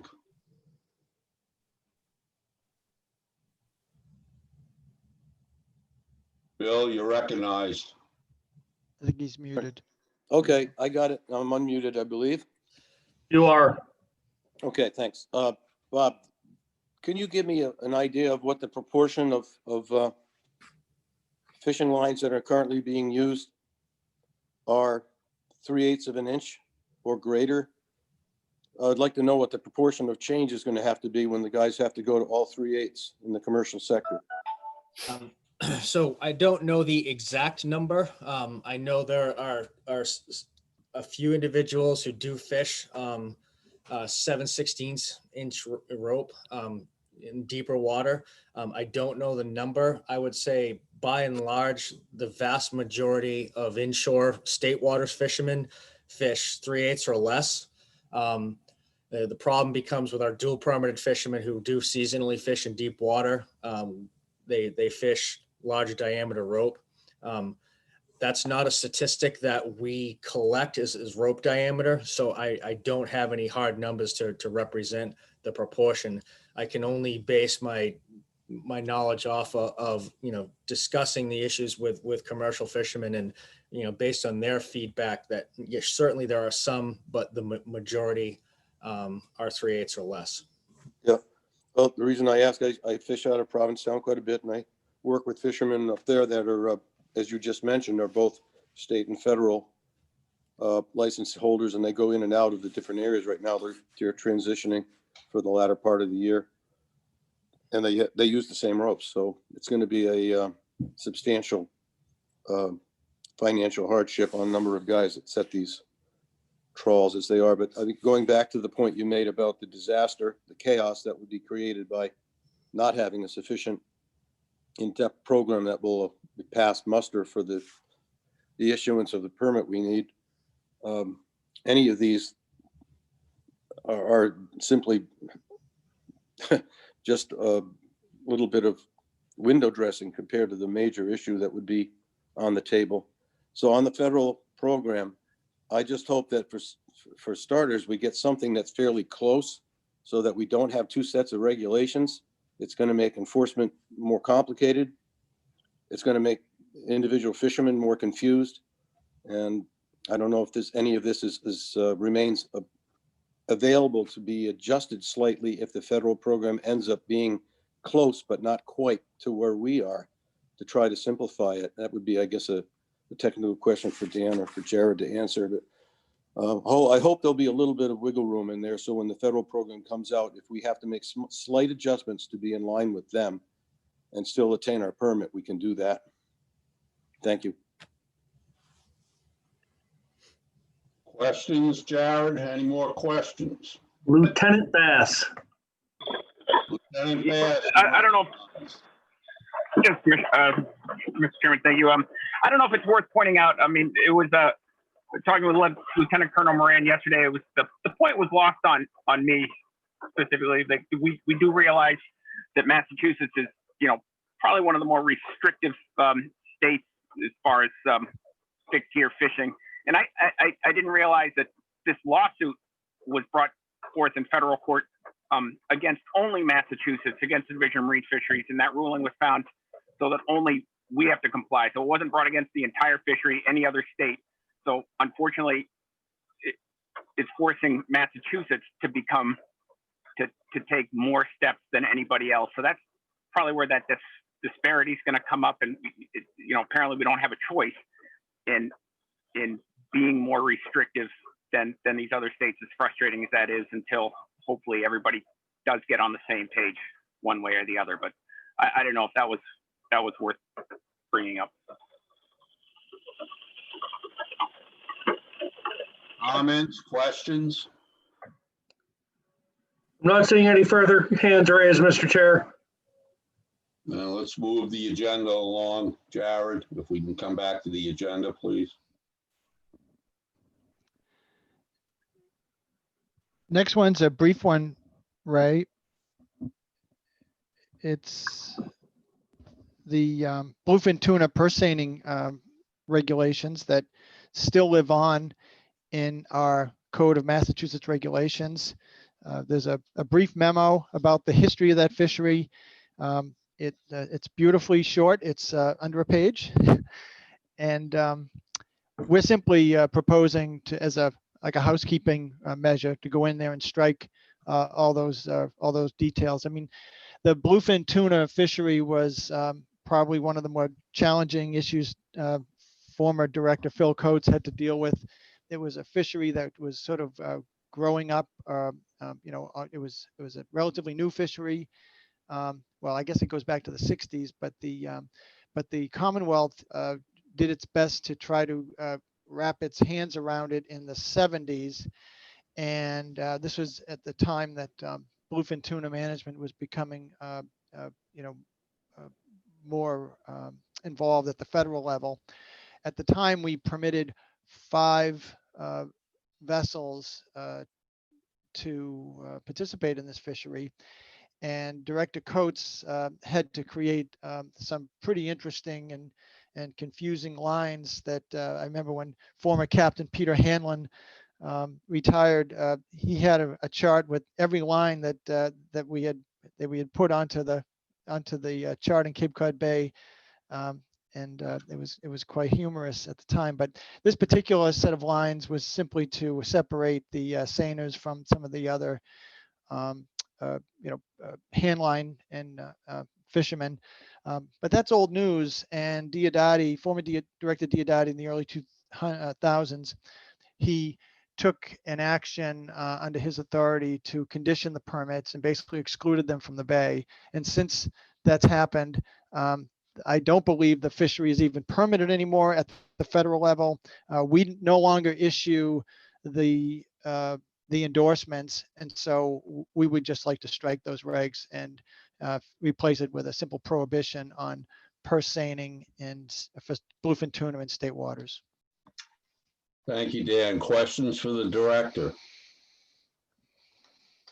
I'm not seeing any questions, Mr. Chair. Okay, let's move along to rescinding circle hook exemptions. I'll call on Dr. Mike Armstrong to help us with this one. This is one of the outcomes of the ASMFC Striped Bass Board meeting. Thank you, Dan. Michael? Yes, sir. As you know, we put in the circle hook reg last spring, which is a year before everyone else.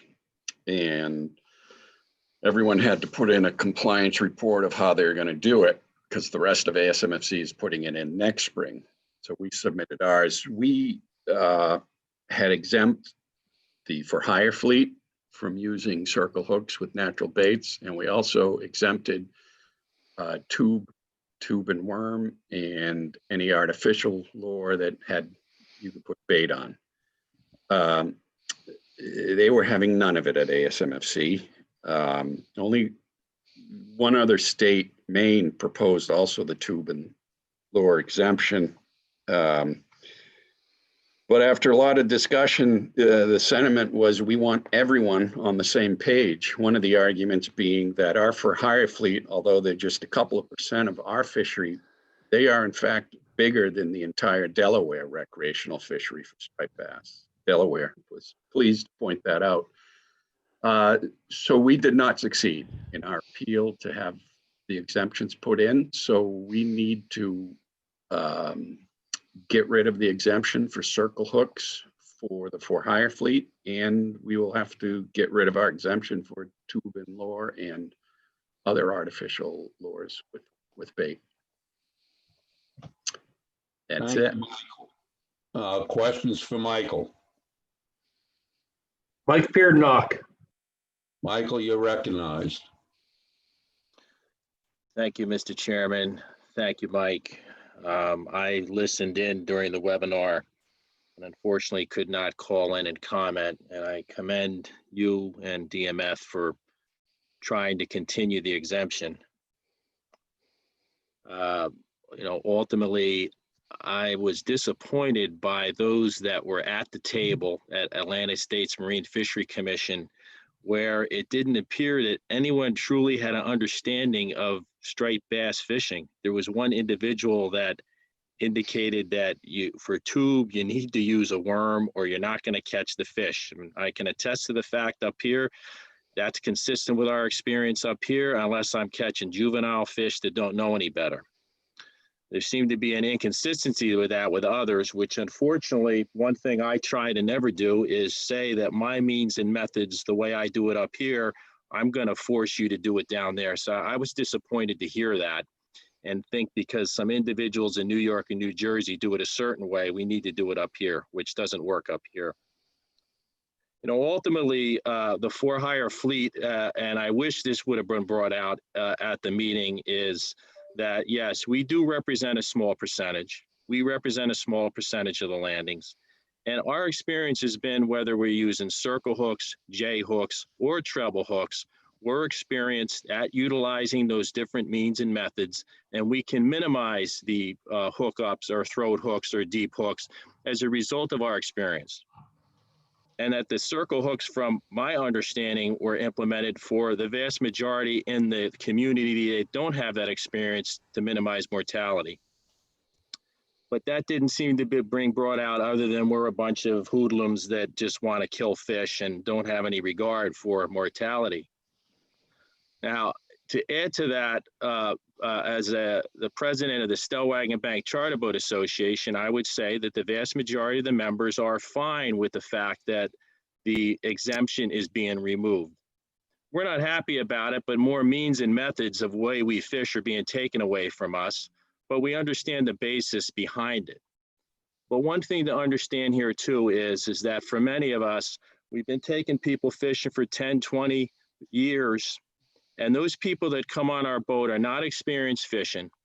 They come on the boat once or twice a year, or once or twice. So they lack that experience. And they're outright frustrated if they're striped bass fishing, because they want to set the hook. So what's occurring with many of these for-hire trips is that the captain that has to hook it has to give them the rod, and then they reel it in. So there's frustration there, and there's people upset. Now, this kind of ties into for the discussion about bluefish. We've had tremendous number of bluefish, especially the past few weeks. And there's been frustration now that because of the prohibition of J hooks, that it's going to impact the ability, while they're fishing for a striped bass and run into bluefish, they're going to have to, they would prefer to just have the J hooks to catch them and release them.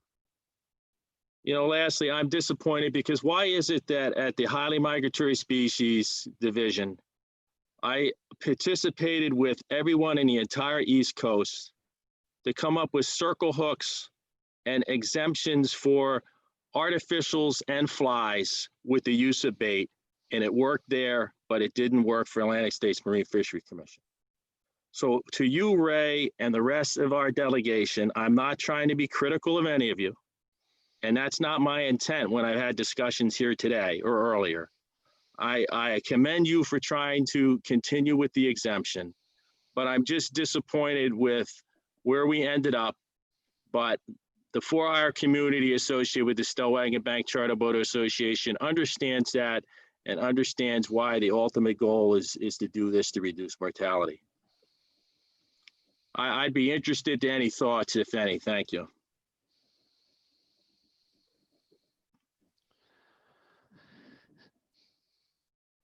Michael? I'm not seeing any other hands raised, Mr. Chair. You know, I think Mike Piernock wants to hear more thoughts on this. Mike Armstrong?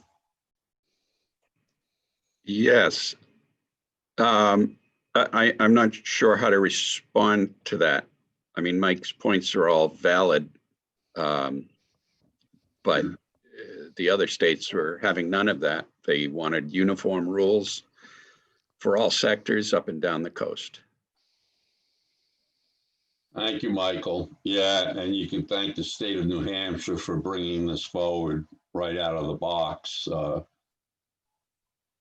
And nobody, there may have been one other state, and even Megan Ware from Maine didn't know how to respond to ASMSC because they do allow the tube and worm. So they're going to have to change their regulation also. That's all that can really be said, Michael. You listen to the conversation. The people you're referring to from Jersey, Tom Fody, you know, he's never had an issue according to himself. And yes, and now he's telling us that we have to fish striped bass the way they fish striped bass in Jersey. I get all your points, but we were outnumbered. I mean, you know, you have 16 or 17 boats, and it was only Maine and Massachusetts. So I don't know what else you want to hear. I mean, it's majority always wins. Hey, Ray, if I could ask Mike Pierdonock, do you think that the anglers in some of those states that that were in favor of the tube and worm non-exemption, do you think anglers or organizations would rise up, sort of combine forces with us up here? I mean, how deep is the support for this along the coast, Mike Pierdonock? Oh, that's a good question. It depends. As you know, striped bass is a very contentious issue, from catch and release to game fish to being able to take it home and so on. So I think that that may be tough. Okay. Any more discussion on this? Hi, Ray. It's Tim Brady.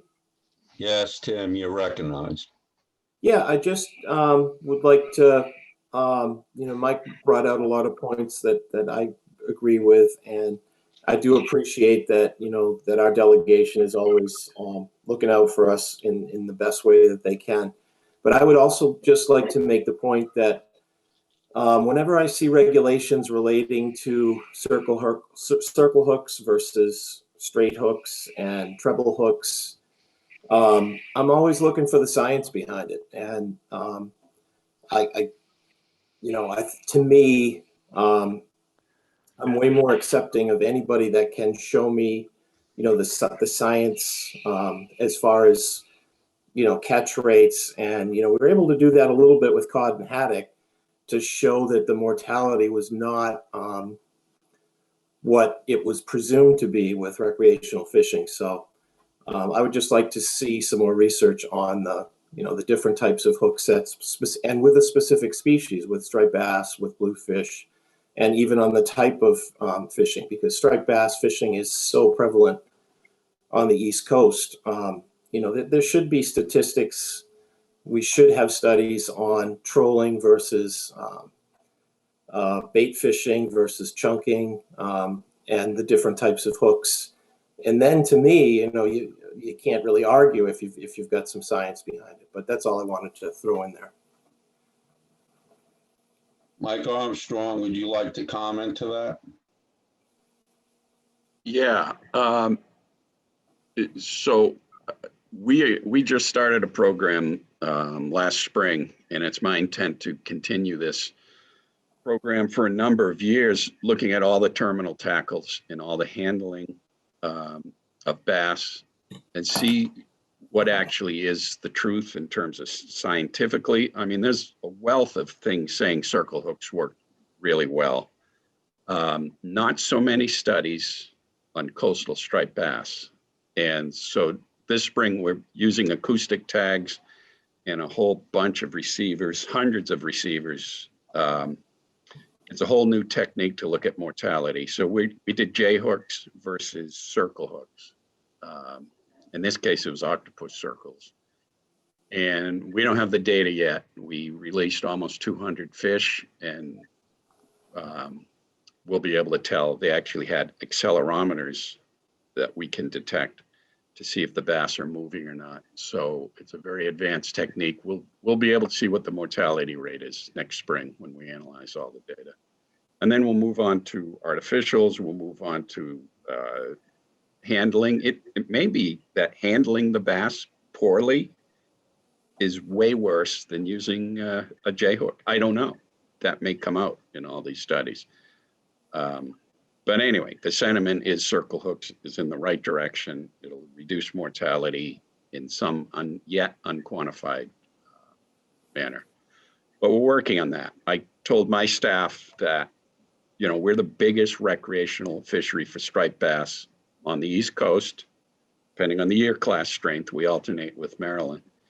And so we ought to fully understand what's going on with terminal tackle and mortality. So using recreational money from the permit, we'll be doing this for I don't know how many years. There's a lot of issues to address, so we'll pick away at it. So I hope that gives you confidence that we'll be trying to move forward based on science and all these things. Thank you, Michael. Are you good with the explanation, Tim? Yeah, I appreciate that, and I appreciate that we're putting resources towards that, and because, you know, a lot of my clients, customers that fish with me, you know, they're interested in that stuff, and it's an educational opportunity for me because, you know, if they're coming out fishing with me, if they're one of my regular open boat customers, they also, you know, striped bass fish, and they you know, participate in other fisheries, and it's an educational opportunity for me. You know, if we have studies, I can explain to them, you know, these things, but I need the information too. So I appreciate that we're moving forward on that. Thank you, Tim. Any more thoughts on this before I move on? Yeah, one just quick question. Since we have this inconsistency or lack of understanding of artificials and flies where bait may be used on them and now it's going to be prohibited, is there any potential for a conservation equivalency to permit such here in Massachusetts? Mike Armstrong? Yeah, I'll answer that, Mr. Chairman.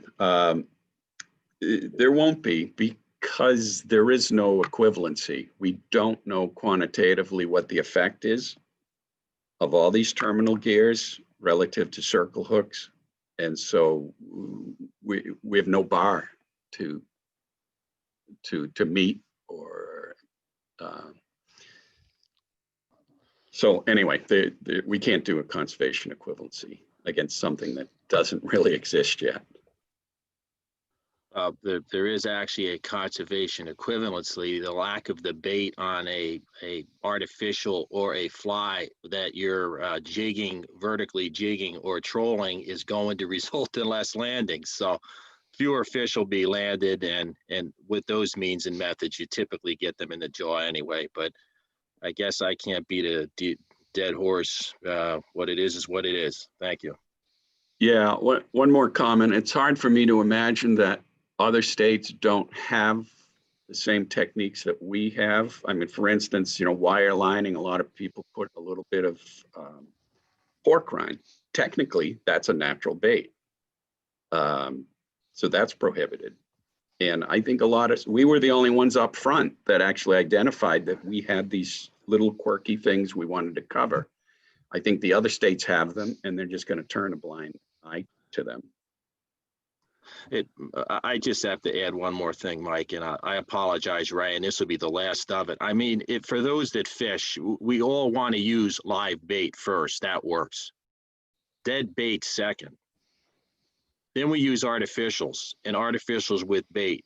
And if the biomass and there's tremendous numbers out there, with tremendous amount of forage fish that we have nowadays, they don't want to go after the artificials. So a lot of this has to do with the biomass and whether it's there or not there, and whether you have the tremendous numbers or don't have tremendous numbers. If they're hungry, I put down an artificial, they're going to go after it without anything on it. But if they're not, good luck. So I don't know. I'm just disappointed that there was only one individual that seemed to recognize how we really fish at the table, and the rest did not and didn't step forward to say anything. I guess it surprised me. I'm just disappointed in what I saw. So, thank you. Any more comment on this issue?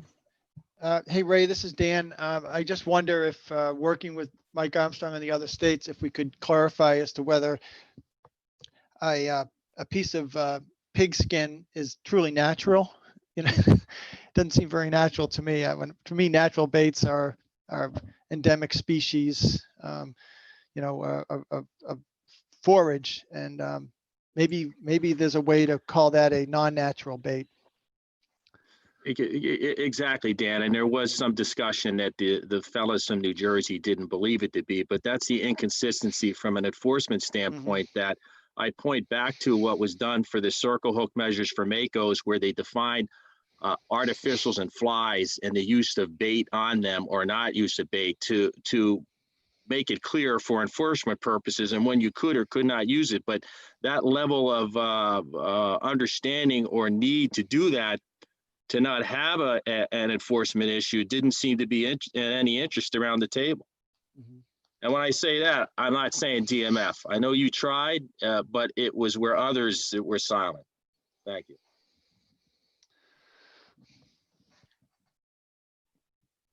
More comment? Not seeing any further comments. Let's move along to discussion items, review of the recent ASMFC, the New England and Mid-Atlantic Council meetings. Ray, there was a document that was distributed to the members of the commission, which is the annual meeting summary. Right. And there's a lot of information on that. I hope folks have had a chance to read through that. Nicola and I think Melanie have a little highlights to talk about what's been going on at ASMFC and the council. So I'll start. This is Nicola. Just a couple slides to help walk us through some of the highlights. For striped bass, we've covered the first one already, which was the circle hook exemptions not being approved. The other big topic at the striped bass board was the public information document for Amendment 7. This is a document that will be scoping a wide range of issues to kind of holistically look at the striped bass fishery and what the fishery management plan should look like in the future. It considers changes to the biological reference points, the commercial quotas, how we deal with conservation equivalency, whether there should be more recreational accountability, and so on. Given the level of input from the board about changes that they wanted to this draft that was put together by the plan development team, the release of that document was delayed until February to incorporate those additions from the board. So this does delay the timeline potentially into another year for the implementation. However, the schedule that we already had, which had final approval of it in October of 2021, is kind of your best case scenario. So given the level of interest in striped bass, I'm not surprised that there's going to be some changes to that schedule. For spiny dogfish, the board looked at the specifications for the next 2 years and approved an increase in the commercial quota of 27% from the current fishing year.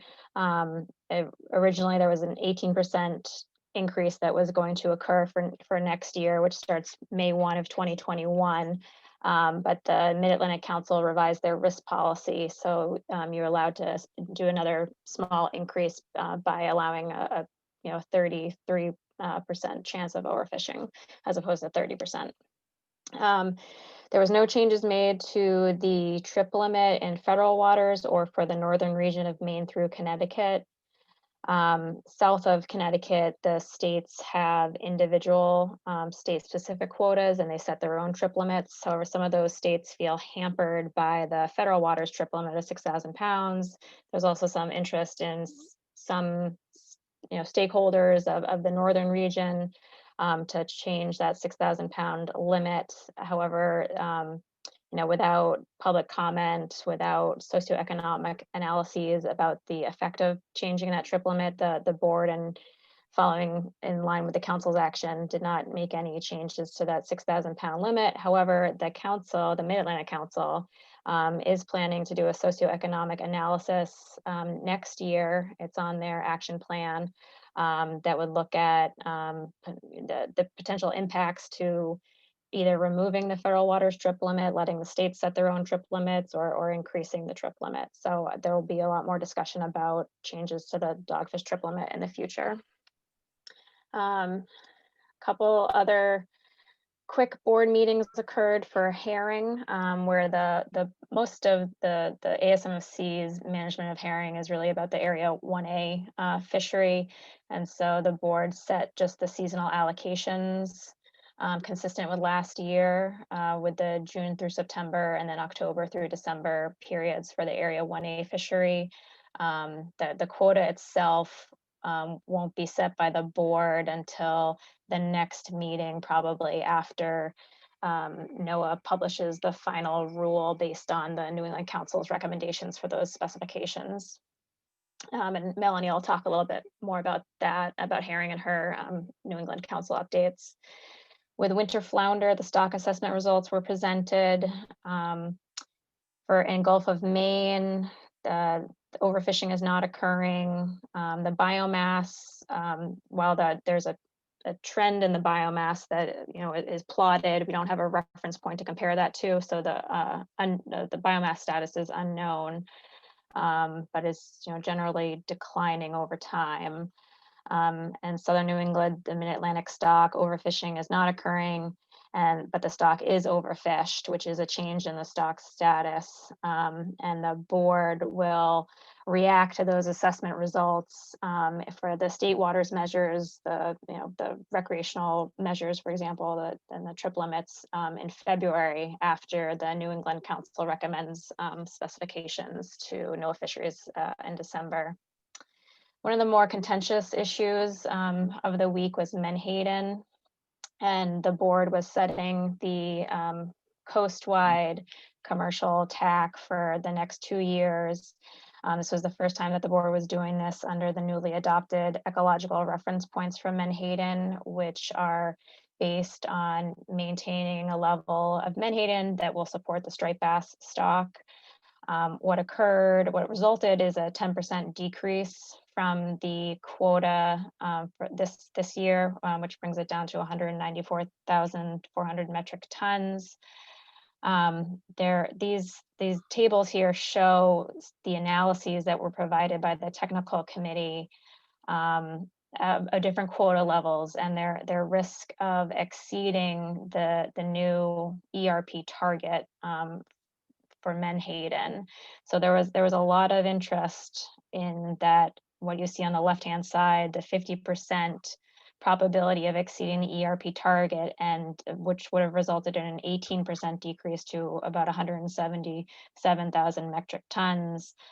The division, though, and a number of other states were concerned that jumping straight to that 50% probability and then increasing it the next year does not provide a lot of stability to the fishery.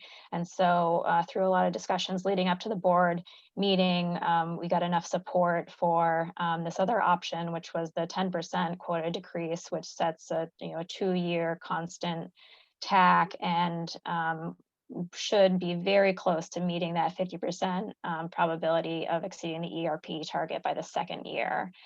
So the effect here is that the Massachusetts quota will decrease from about 6 million pounds this year to 5.4 million pounds next year. And as a reminder, though, quota transfers are an option for us to continue to boost that quota above that level. And another item of interest is that the reallocation among the states will at least be discussed next year. In the current Amendment 3, there is a 3-year timeline to review the commercial state-by-state quota allocations. So there'll be discussions about whether they need to be revised next year. I suspect that there'll be some interest from states like Maine, who have been increasing their landings quite significantly compared to their initial starting quota.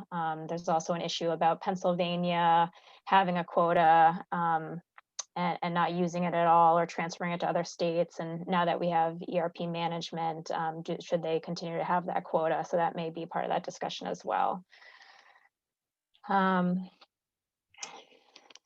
With lobster, there was some stock assessment results, which I think I'll let Dan cover. Yeah, and the lobster assessment is done for 2 regions. One is the Gulf of Maine and Georgia's bank stock, and the other is the Southern New England. And what was interesting about the release of the assessment is the scientists have conceded that over the past many decades, there's been these different stanzas in the productivity of the system that is not necessarily related to the conservation rules followed by the fishery. In other words, the incredible increases in the Gulf of Maine, Georgia's bank area were primarily attributable to favorable environmental conditions. The warming that's going on in southern New England, which makes it inhospitable, that same warming in the Gulf of Maine actually creates more optimal habitat in the Gulf of Maine for settlement and for growth. So that's interesting. It's positive. As you know, over 90% of the fishery of the United States fishery, and as same with Massachusetts fishery, is from the Gulf of Maine, Georgia's bank stock. The Southern New England stock is just a remnant of what it was. It's obviously environmentally driven. Whether we can successfully increase regulations on that Southern New England fleet remains to be seen. The lobster conservation management areas have kind of balkanized the fleet down there into these fairly difficult units that that aren't conducive to having common rules among them. I can tell you that that we have shrunk that Southern New England fleet, with the cooperation of the permit holders through trap reductions, and I think we're in our last trap reduction coming up this coming year. So that has been a 50% reduction in trap allocation over the last 6 years. So we believe we've scaled that fishery to close to what's sustainable from the resource. There's a slight bump up in the most recent determination of abundance, but it's very, very low. One thing I do want to bring to the attention of the commission is an issue that came up at the meeting, and it's something that I volunteered to help prepare a white paper on, and that is the need for better information about whale lobsterman fish. And one of the things that's developing for next year is the movement of reporting to what we call 10-minute squares. Right now, the lobstermen in state waters have to fill out catch reports with some fairly small state statistical areas that describes like where this fishing is occurring. But once you get out into the federal zone, we use the very massive reporting areas that aren't very conducive to identifying fishing locations more specifically. And it has come to the attention of those that are trying to solve the dilemma of whale entanglements that data just is not very effective at trying to figure out where the gear is being fished. And I am bringing forward this other concept with this imminent offshore wind development challenge that I've been kind of behind the scenes, crying out loud that the data on the lobster fishery is grossly insufficient for purposes of zoning and for purposes of trying to figure out where offshore wind development might be able to occur. And I really fear that in the absence of that data, the lobster fishery won't be well served, won't be well represented. The amount of conflict will be much greater if the fleet can't effectively describe their footprint seasonally and year round. And so in addition to the 10-minute squares, which is a much smaller areas, we're going to be getting those beginning next year. We've been looking at the use of possible vessel trackers where Story Reed and his colleague from Maine actually worked on an ASMFC grant to look at an electronic tracking pilot program. And the results of that were presented. And I am a strong proponent of improving data collection in the lobster fishery. I don't know if those trackers will be ready in time before offshore wind gets developed in the Gulf of Maine, but I'd sure like to try it if it is, because I would really like to see the lobster fishery, defend its turf while at the same time, if the will of the public and the government is to develop offshore wind and some impacts to fisheries have to occur, at least the decisions will be made based on a full accounting of where the impacts will be. So I just want to mention that to the commission. And then there's one more slide on ASMC updates. There was also a meeting of the commission with the Mid-Atlantic Council a week or two prior to the ASMC's annual meeting. So a couple outcomes from that is that you can expect that in February, or shortly after February, there'll be public hearings along the coast for the Bluefish allocation and rebuilding amendment, because the board and council approved the range of alternatives for that document that looks at the commercial state-by-state allocations as well as recreational commercial allocation and the need to rebuild the stock because it was declared overfished. And then addressing bluefish, fluke, scup, and black sea bass, there were 2 actions initiated. One of them is going to be done through an addendum, which is what the commission calls it, and a framework, which is what the council calls it, to kind of addresses some of these lower hanging fruit issues that can be used to hopefully improve the recreational management of these species, better incorporating the MRIP uncertainty, trying to add more stability to the measures from year to year, potentially being able to set the feral waters measures sooner, which is more of an issue for the southern states than it is for our fisheries.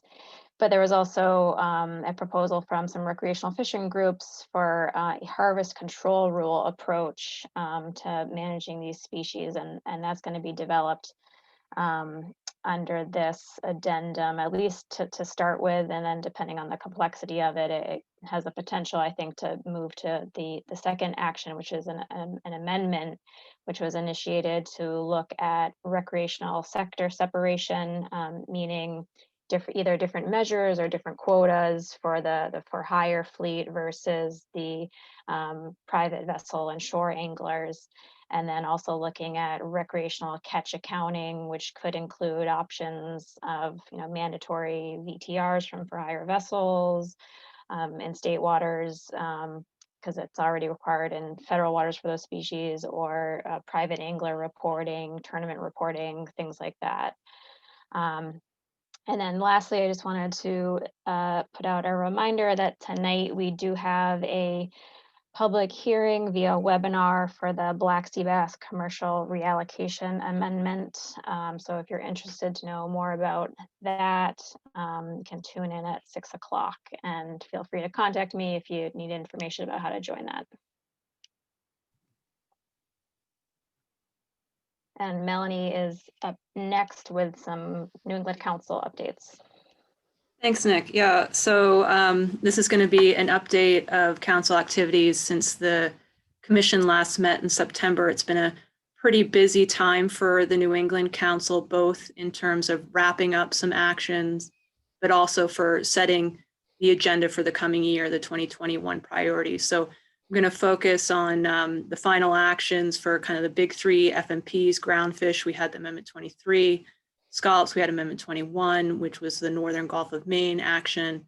And Atlantic herring, we had Framework 8, which was 3-year spec setting, but also some measures to optimize the mackerel fishery. So we can go to the next slide, thanks. So for groundfish, Dan already touched during his director comments kind of on the process and what happened with Amendment 23 and some of the leadership provided there. But the ultimate outcome was a goal for 100% monitoring over 4 years. So this would be for the first 4 years from implementation.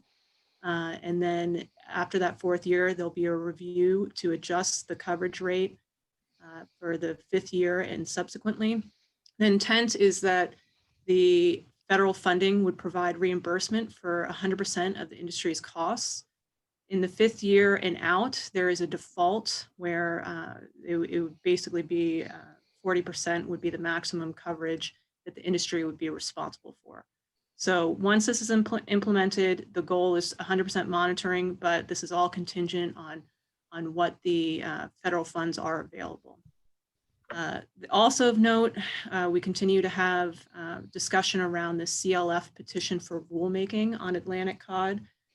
The council did approve a letter that basically was looking at correcting the record for this, both facts and omissions. And CLF has already submitted a letter of response back to GARFO, kind of retorting the council's letter. I can, if folks are interested, I can share those with you. The next action coming up for groundfish is Framework 61, and that'll be final action in December. That's the round of specifications for the next 3 years. It'll build off this latest round of groundfish stock assessments.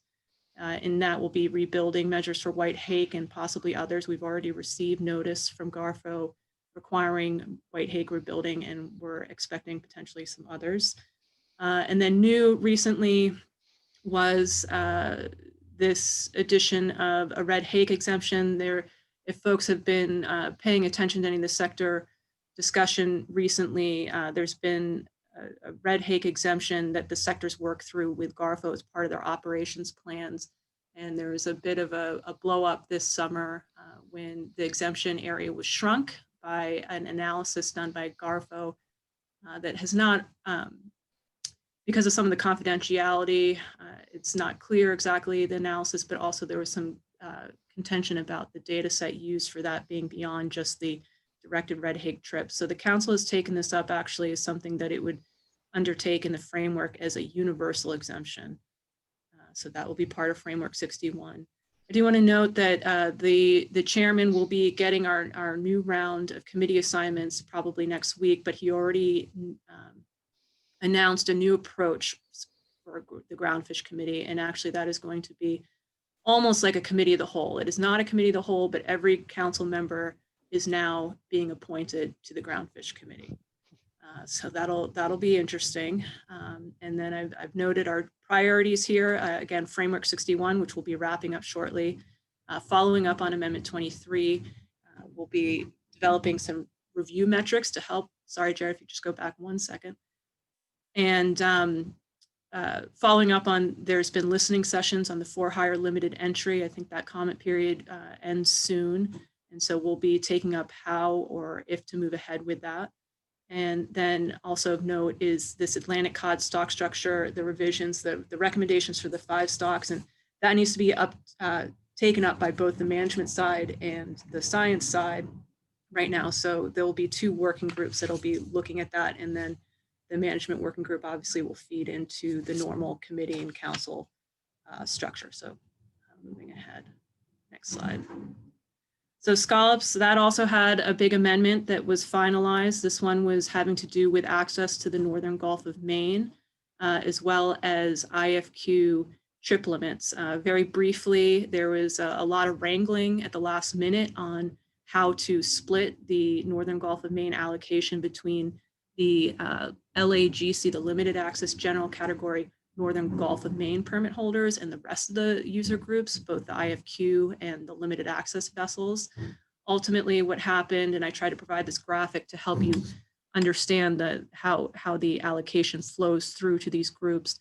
You have a split of the Northern Gulf of Maine allocation, which if you go down to the bottom of this graphic, you see gets split between a Northern Gulf of Maine set aside and then a Northern Gulf of Maine APL. The set aside is 800,000 pounds, and then any allocation after that will get split 95% over to the LA IFQ group and 5% back to keep growing the Northern Gulf of Maine set aside.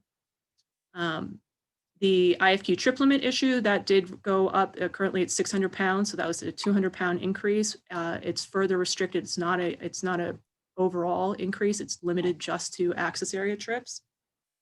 And then 2021 priorities will be the upcoming framework. Again, this is the spec setting process. The PDT is hard at work. Kelly Whitmore is serving on that. So there's been delays in the surveys related to COVID. So everything's kind of being pushed back. I believe we're intending to take final action in January.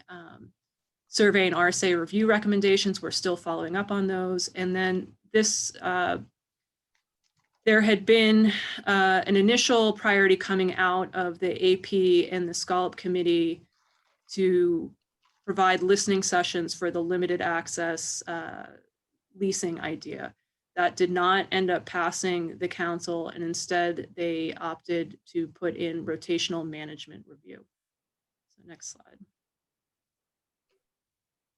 Herring, that was a final action on Framework 8. Again, the two major items there were the specs for this year. As everyone knows, there continues to be a decline.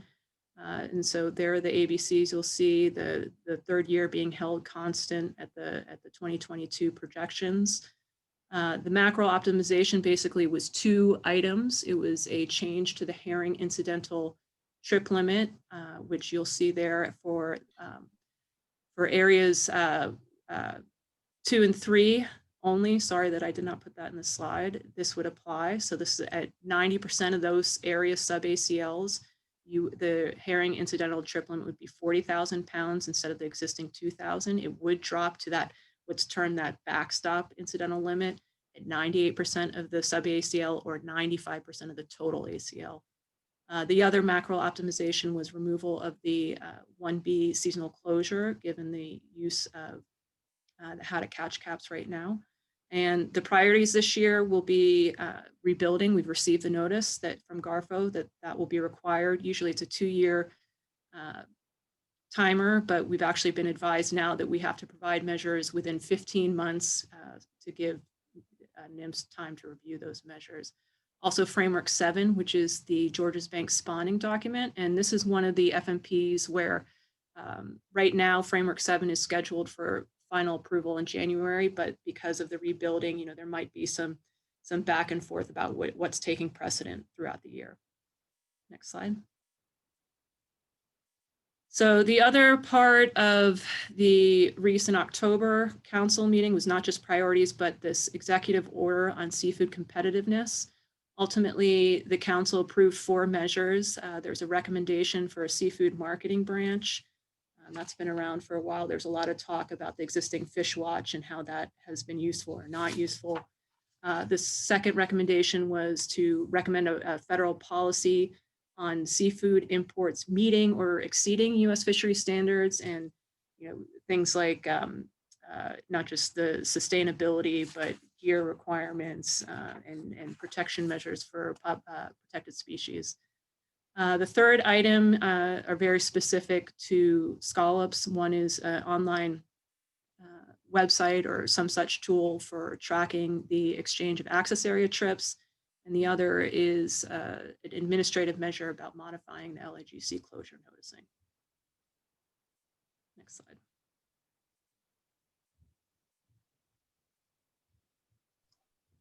So just looking forward, the council has a meeting the 1st through the 3rd of December, and there are a few final actions slated for that, although this is going to be a lighter meeting. thankfully, after the last few. And you'll note that the ecosystem-based fisheries management prioritization is on there. We actually delayed the prioritization decision on EBFM. There was quite a discussion yesterday about, where we've been, the clarity. Right now, there's these worked up example fishery ecosystem plans for Georges Bank, and these workshops that are being planned more as an educational tool. And so there's a lot of feedback and discussion. And so this was kind of a pause to give the committee and others time to discuss this before taking final action in December. Again, I noted Groundfish Framework 61, and as Nick mentioned, the spiny dogfish specs will be on that agenda. So there's lots of committee work in the meantime, and I believe, Jared, that was my last slide. So, Mr. Chairman, if there are any questions, or I can take them offline. Thank you, Nicola. Thank you, Melanie. Any questions for either Nicola or Melanie? Bill Amaru. William, you're recognized. Thank you, Mr. Chairman. Melanie, I have a question about the observer program. And you want to go to that slide? Okay. The 100% monitoring goal over 4 years, exactly what fisheries does this apply to? So this is all about the sector, the groundfish sector system. So that would include boats like dogfish and skate boats that are targeting those two species? If they're enrolled in a groundfish sector, then yes. So this is, yeah. See, this is part of the problem that I've had with this this drive to 100% coverage. To me, it's a waste of time and effort on the part of the fishery service to monitor the fishery after it's been proven to be such a clean fishery. It's also a burden on the fishermen to have another person aboard. These usually are fairly small boats with pretty good sized crews to handle all the volume of fish. The rate of bycatch is, I don't know that there's any, but if it's very much, it's one fish in 1,000. I just don't understand. I know it's not something that we're going to have an impact on, but I hear a lot from the commercial fishermen in this area. Chatham, is now one of the larger ports when it comes to the numbers of vessels left in the area. And I don't know of anybody that's welcoming this. On the groundfish side, though, I'll admit that it's something that's coming about and it's going to serve a purpose. However, the idea that any of the costs should be imposed upon the industry, I find depressing, because the guys aren't making any money on these groundfish trips. They're going through a lot of motions, but very, very little in the way of income. And for them to have to come up, I think you said a 40% would be the minimum or the maximum amount that they'd be expected to cover. That doesn't augur well for the fleet. Did I understand that correctly? Yeah, just a few things to note. So I didn't want to, take over the commission's time today. There's a lot of detail and about Amendment 23, including longstanding exemptions to and new exemptions to monitoring. So I can follow up with you and provide you a lot more detail about who is and is not going to need to be covered. Let's do it. In the past, there's been the extra large mesh for dogfish, monkfish. Exempted. Okay. Yeah, we'll do it that way. Okay. And then that default that you were asking about, the 40%, basically, the council had to speak to that. Certainly the intent for the first couple of years is that there shouldn't be cost to industry. And that was one of the biggest issues that was driving the polarization on debate on Amendment 23, right? Whether there should be burden and what should be the burden. Now, ultimately, whether there should be burden on the industry was kind of outside the scope of Amendment 23, because that had been decided under Amendment 16 that industry was going to bear some costs. But I fully expect that that's going to be part of the discussion and part of the metrics. Unfortunately, because of the nature of sectors, it's not considered a limited access privilege program under Magnuson-Stevens, and Magnuson-Stevens does have standards and limits on cost recovery. So I believe it's I think it's 3%. I'm not sure. I'd have to go back to it. But those kinds of discussions and comments and points have definitely been at the core of this issue, and that there needs to be a practical view and implementation of any monitoring given the nature of the fishery and the revenues in the fishery.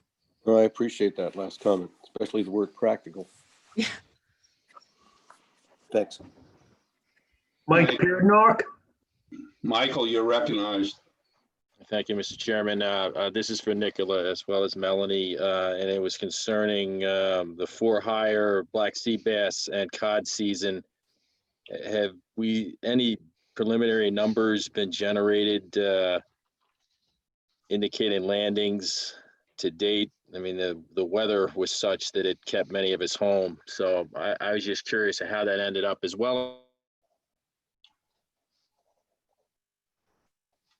Not for Recreational and for black sea bass and go ahead. Not for black sea bass. So you'll recall that the season for hire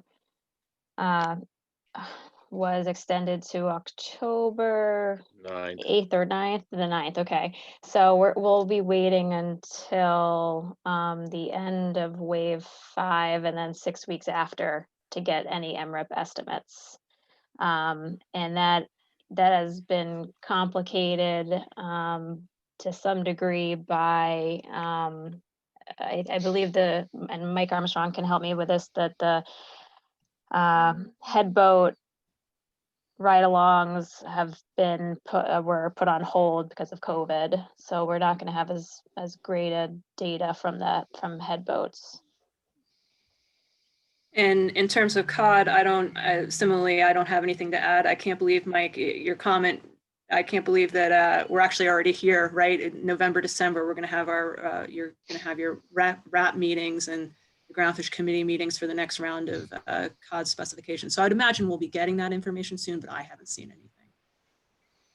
Thank you. I mean, it's well known that from, separate from the recreational standpoint with COVID, instead of everybody being weekend warriors, they were fishing 7 days a week or more often than just the weekend. So as a result, fishing effort went up for the recreational community. Tackle sales have been through the roof. All my contacts in the tackle industry have had the best year they've had in years up and down the coast. So I'm not sure how that's going to end up in overall with the two, where things are going to stand. But that's why I was curious if whether any insight to that to date. Thank you. Any more hands, Jared? Suki, you're recognized.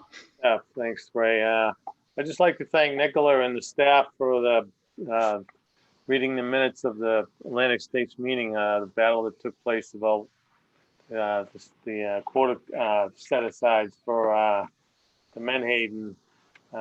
Nicola did a great job of convincing people to go with a lower percentage in the reduction of the quota, and because I don't have to tell anybody that Menhaden is the primary bait for the lobster industry in Massachusetts now. So any, talk of decreasing the quota has a negative impact on the lobster fisheries. So again, thank you guys for the good work that you did at this Atlantic States meeting. Thanks.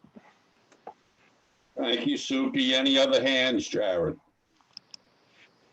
Not seeing any further comments, Mr. Chair. Can we move along with the agenda, please?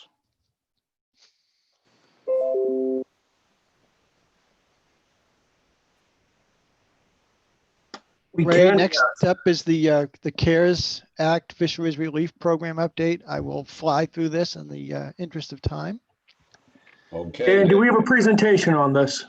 I believe Story had a few slides. Yeah, Jared, if you throw it over to me, I could put those right up for Dan while he's talking. Yeah, I can get right into it. We are coming to the end of the program, meaning that of the 4 sectors, and the 4 sectors were for hire, aquaculture, seafood dealers, and then the 4th one is commercial fishing.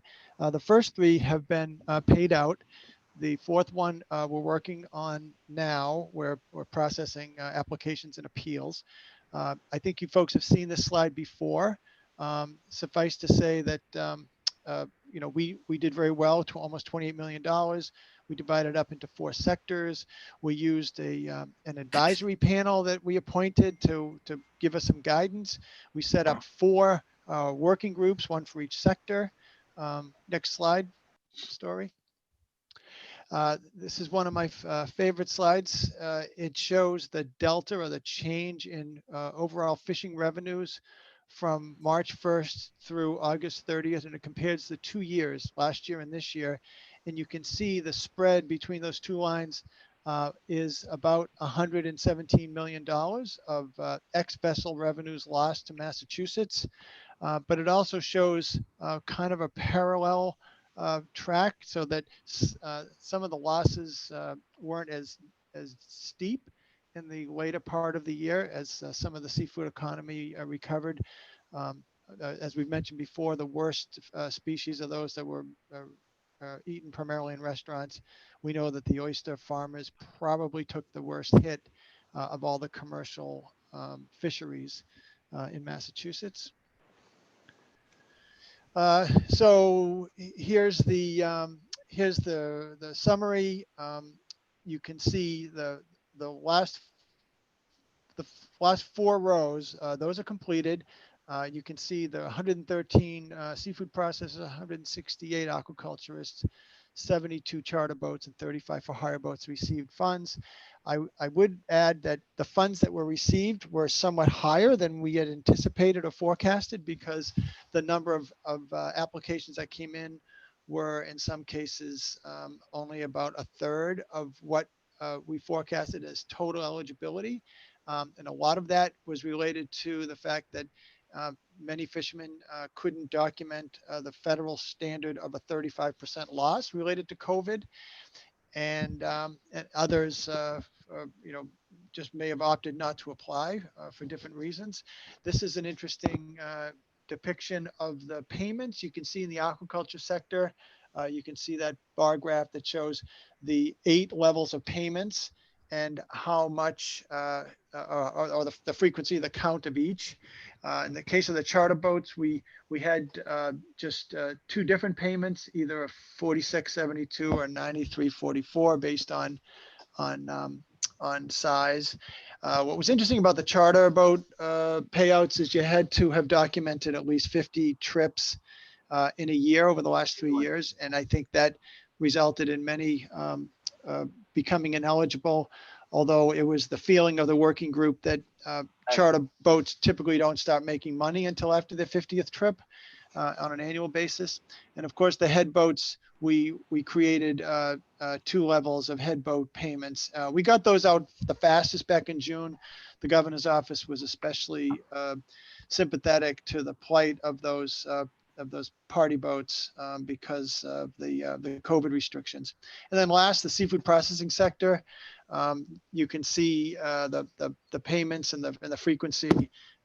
We had payments ranging from 45,000 up to over 350,000.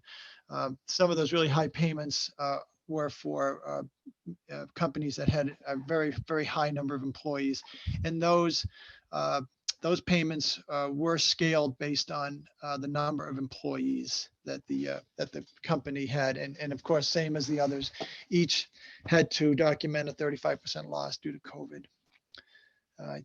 Next slide, if there is one. Yeah, so I just want to point out that we weren't the only program providing relief. There was other relief that the USDA has come up with. The first is what's called tariff relief, and it's a direct payment to commercial fishermen based on a suite of species. And for New England, they're paying 50 cents based on the 2019 lobster landings, 20 cents for squid, 15 cents on flounders, tunas at 13. And we calculated that would result in about $15 million of additional payments to fishermen if everybody applied. And then, and we were feeling bad for the oyster farmers, because even our payments weren't coming close to the losses. And we even considered at the 11th hour of shifting some money around, given what we learned about those losses. But then the USDA came up with another program allowing the molluscan aquaculturists to qualify for payments based on 10% of their gross revenues from last year. And so those monies you have to apply directly to the USDA on, and we've been advising USDA about data that might be available if they ever needed to do any audits. And then finally, there's a really interesting program developing now with Nature Conservancy coming up with private funds to buy oysters and place them on oyster reefs for ecological surf purposes. And right now, those programs are limited to the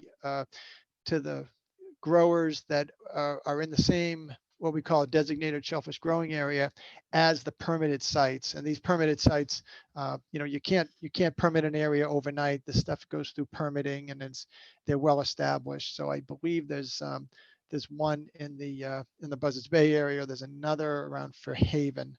I'm not sure if there's any more, but it's interesting how the Nature Conservancy is stepping up in that regard. I think that's the end of it.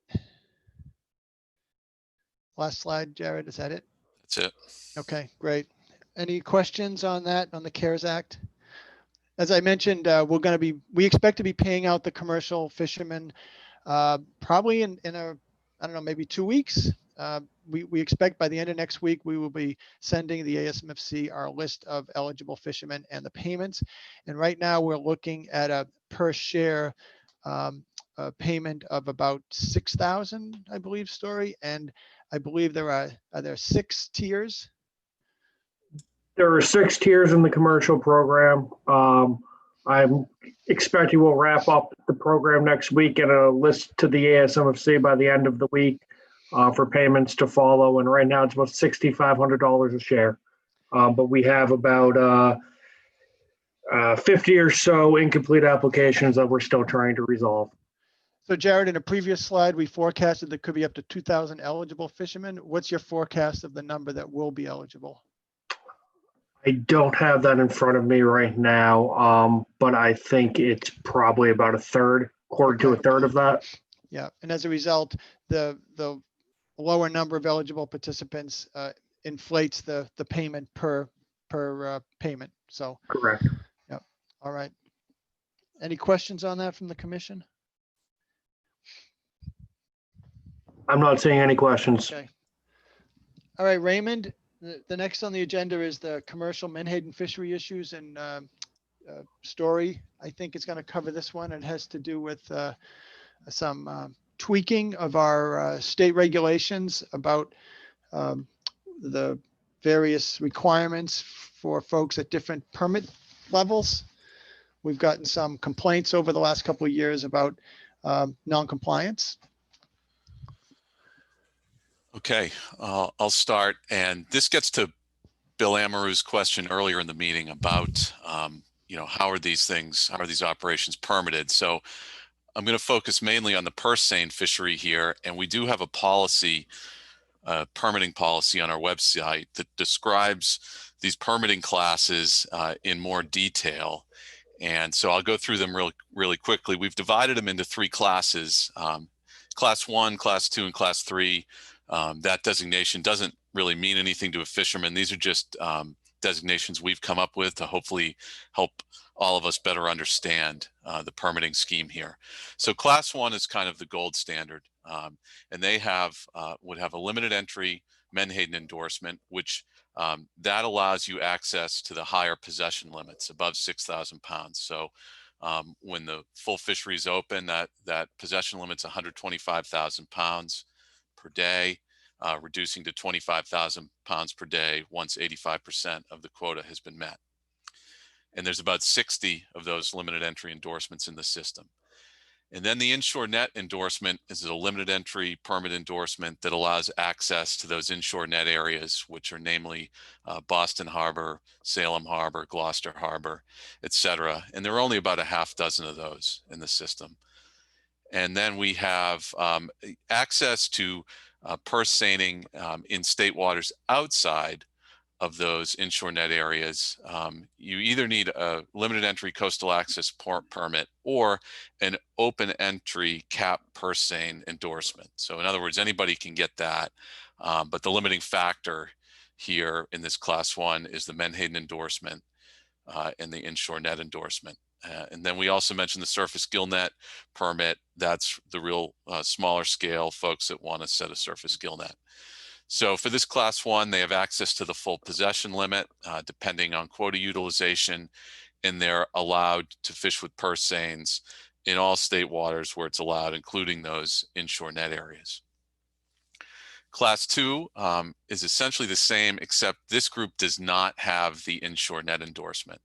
So they have access to the full quota, depending on utilization, but they cannot go into the inshore net areas where these fish tend to congregate, Salem Harbor, Gloucester Harbor lately.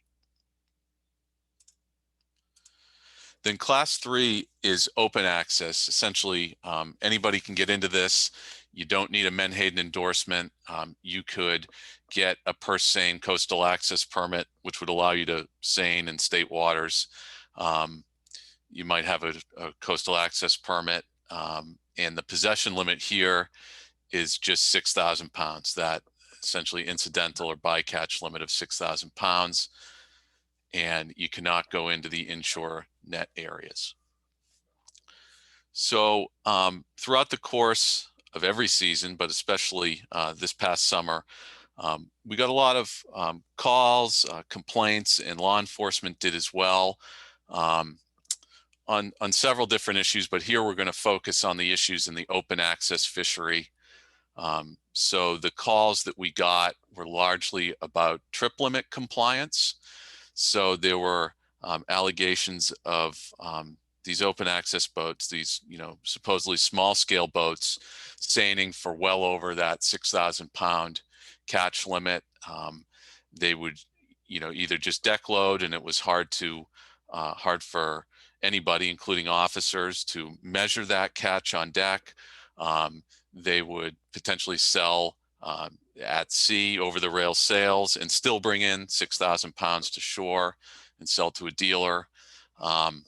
And so talking with industry and law enforcement, we want to propose going to rulemaking on a couple potential solutions. And these mirror what Maine has done in their small scale fishery. And that's to require all the fish to be basically immediately stored in totes, barrels, or crates on board. And that way, if law enforcement pulls up to a boat, they can look on deck and see X number of totes are full and do the math and figure out roughly where that boat is, much easier than they are today relative to the possession limit. Another thing Maine does that we could go out to public hearing with is prohibiting over the rail sales from these small scale operators. So they prohibit over the rail sales and transfers at sea because they were finding that there was a lot of double dipping. Essentially, people sell over the rail and still bring in that 6,000 pounds. And one other complaint and request we've gotten is for these open entry folks that only are allowed 6,000 pounds per day, limit the purse seine net size, essentially the dimensions of that purse seine for people in this category. And kind of the rationale there is, this fisherman who can only keep 6,000 pounds, why is he fishing with the same net that somebody who is able to keep 25,000 pounds or maybe 125,000 pounds? It doesn't make a lot of sense that they're fishing with the same net and potentially catching a lot more than that 6,000 pound limit. It makes, there's some incentive there to keep over the limit. So we've been working with industry to come up with some suggestions for a maximum net dimension for this group. So these are the issues we wanted to make you aware of that we'll probably be going to public hearing with. Dan, I don't know if you want to add to that. No, I think you're good. Okay. Questions for Story? Not seeing any questions, Mr. Chair. Let's move along with the agenda. Jared, it'd be nice if we get the agenda back up on the computer screen. Can we go right into the next agenda item here, which I believe is the rod and reel permit transfers? Correct. Okay, and then we'll go back to the agenda. So these first few slides you all saw at the last commission meeting, where we introduced the idea of updating the transfer policy for fluke, sea bass, and tautog endorsements that are used by rod and reel fishermen. Now that tautog has become limited entry, as part of that process, we said that we would make those transferable in the future. And the future's here. In the past, fluke endorsements have only been transferable on a one-time basis to immediate family members. But over the past several years, we've gotten more requests of fishermen that might be looking to age out, looking to retire, the ability to transfer those endorsements to others. And as a reminder, this is the number of endorsements we have in the system of each when they became limited entry, and also the median age of the current endorsement holders. And it stands to reason that the median age is oldest for fluke because it went limited entry first back in 1999. And then it's also interesting to look at the trend in endorsements issued, sea bass in gray, fluke in blue, and see how that's declined over the years. So at the last meeting, there were a few questions proposed on the screen. Should there be a minimum landings threshold to be considered actively fished? And the regs say that in order to be transferable, a limited entry permit or endorsement must have been actively fished for the past 5 years. So the question is, what is actively fished? In the lobster fishery, for example, it's 1,000 pounds in a given year landed and sold. So where we've come to as a proposal for this transfer policy is to require that actively fish in one of these for the past 5 years is equivalent to 1 trip limit of the species. So if somebody's looking to transfer their sea bass endorsement, I believe the rod and reel trip limit's 250 pounds. We'd look to see that they had landed and sold at least 250 pounds in 4 of the past 5 years. And this is consistent with the criteria that was used to go limited entry and qualify people for tautog endorsements. We were looking for 1 trip limit to have been landed in the qualifying years, at least 1 of them. So this models that fairly closely. And that would be one trip limit in aggregate over the year. You wouldn't have to land a trip limit on a on a given day. Yeah, that's correct. Yep, and that's we would use our harvester and dealer data just like we do for other fisheries to verify that. But we feel that that's it's manageable. If we don't have a minimum threshold, it's just like 1 landing of a pound or more would qualify. So this seems to be a little bit higher of a bar than that. Next question, should DMF allow bundling endorsements together in a transfer? So if an individual just has 1 of the endorsements and it's been actively fished, we'll certainly transfer that. But then the question is, what if they have 1 or 2 other of these 3 rod and reel limited entry endorsements?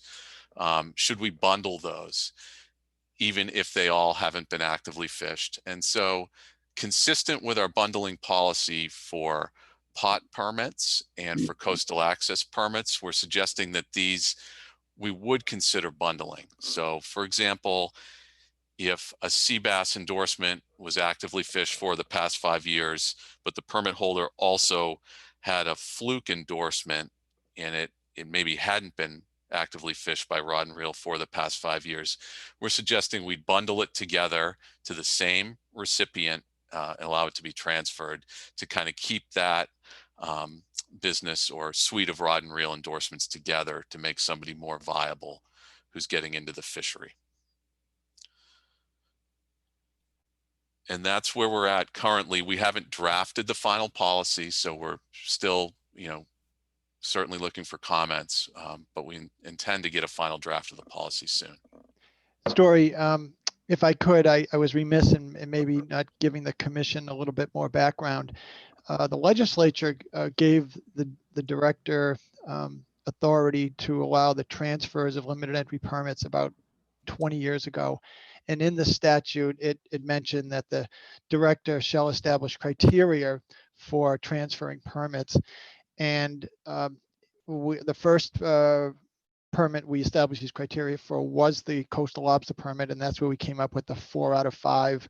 The lobstermen who contributed to that discussion, that was some of their ideas, had to have been active for 4 to 5 years and at a certain threshold of activity.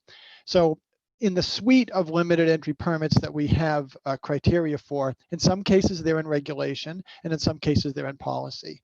And the conch pot endorsement transfer criteria is 5,000 pounds to be considered active in a given year.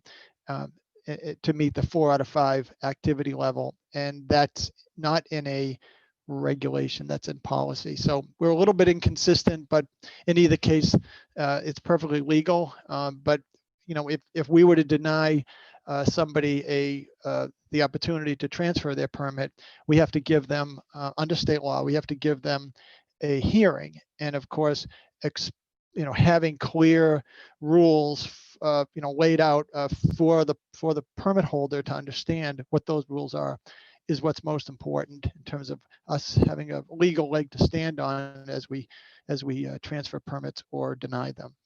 I just want to add that. Thank you, Dan. So, Story, I believe you're looking for comments right now. Either right now or even after the meeting in the near future.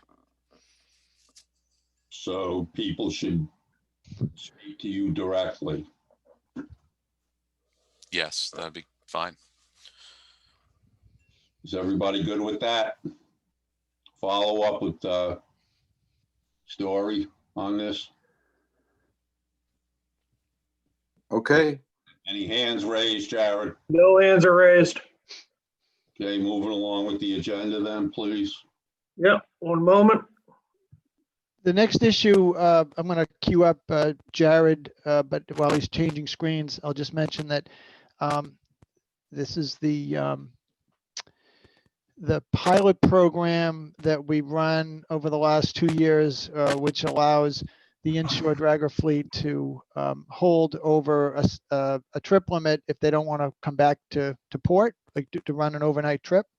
And we want to continue that. But Jared, I think you've got a little bit more detail on that. Yeah, so last winter, I worked with my colleagues in the state of Rhode Island, Connecticut, and New York to develop a pilot program that allowed offshore draggers during the winter time period, which is January 1 to April 22nd, to retain, because it's an offshore fleet. Many of these vessels are permitted in multiple states, and each state has its own fluke quota. So what we worked to do was to allow these vessels to retain multiple state limits while offloading a state limit in a port. So a vessel could come in, if they were permitted in both Massachusetts and Rhode Island, could come into Massachusetts with both Massachusetts and Rhode Island's limit, offload Massachusetts limit, then continue back to Rhode Island to offload Rhode Island's limit. We recently met again, the folks from the 4 states, and we're moving forward to allow this pilot program again. It was well received last winter by those individuals participating in this fishery.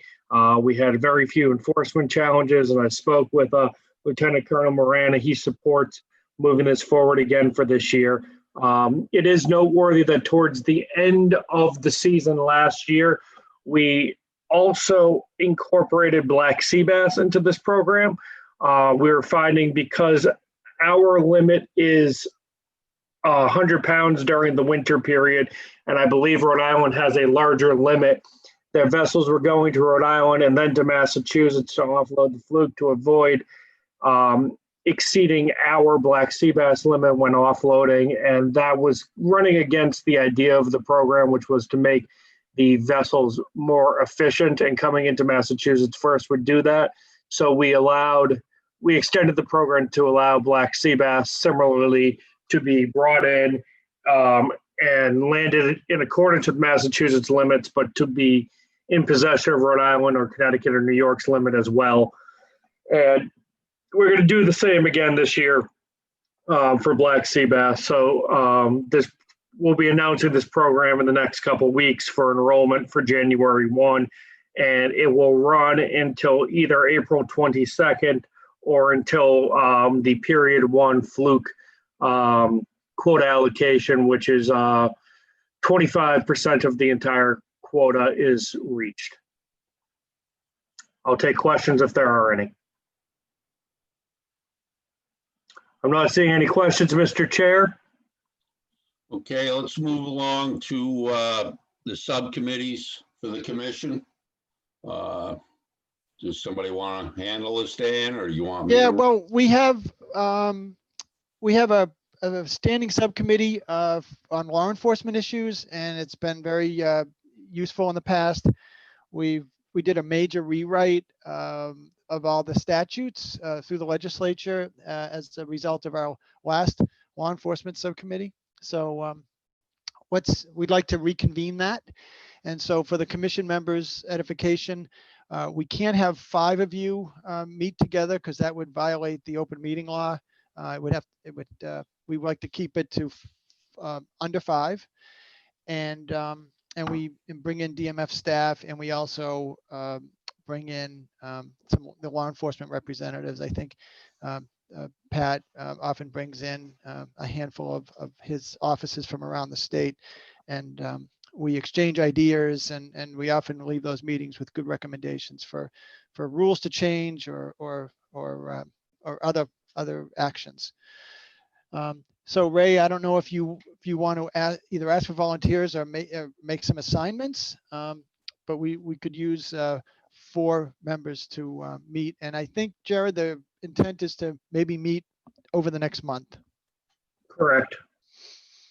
Yeah, and this really isn't time consuming. It's what, 1 meeting, maybe every 6 months. So right now I'm thinking Shelley Edmondson, Mike Pearnock, myself, and we need a 4th person. So I need a volunteer from the commission for law enforcement. I'd like to continue on that subcommittee. So it's Bill Doyle. So we've got 4 people. Shelley, are you comfortable with this? Yep, that sounds good to me. Mike Pearnock? I'm good, amigo. I'm good. Thank you. Okay. Right. Yeah, the next subcommittee is a new one, and we want to really do a deep dive on this commercial striped bass fishery. It is a challenging issue for us. You've seen earlier in the meeting where we're only utilizing half of the allocation. At the regional level, there's now a new plan information document with a possible amendment to the striped bass plan. And so there's a lot of jump balls that could come out of these deliberations. And so we would like to convene a subcommittee of the commission to, have an open dialogue about what the challenges are of managing this fishery. Obviously, there's probably the most of all the quota managed species. This is one of the few that's not limited entry. So we have a ton of potential effort in the fishery. There's some questions about compliance. Simply put, are some people getting the commercial permit to subvert the recreational rules, things like that. So, and the fact that this year we separated the 2 sectors, recreational with one size range and commercial with another size range. I think we need to, if not revisit that, sort of discuss that and what the impacts have been. So in the past, there's been wintertime meetings of the like selected individuals, selected dealers to come together and give us some insights as to what to propose for the following year. I think it would be valuable for us to get commission input into some of these ideas before we went to the industry to get their ideas. And so this is a new committee, and you know, we're working on a lot of things right now. I don't know, Mike and Story are kind of leading the charge on that. I don't know when that meeting would be scheduled. I'll leave that up to them, but we'd like to get 4 members for that as well. So I have some names in mind here. Michael Peardnock, are you available and willing? I will make myself available. Thank you. Thank you. Khalil, Yes, I'm in. Bill Doyle,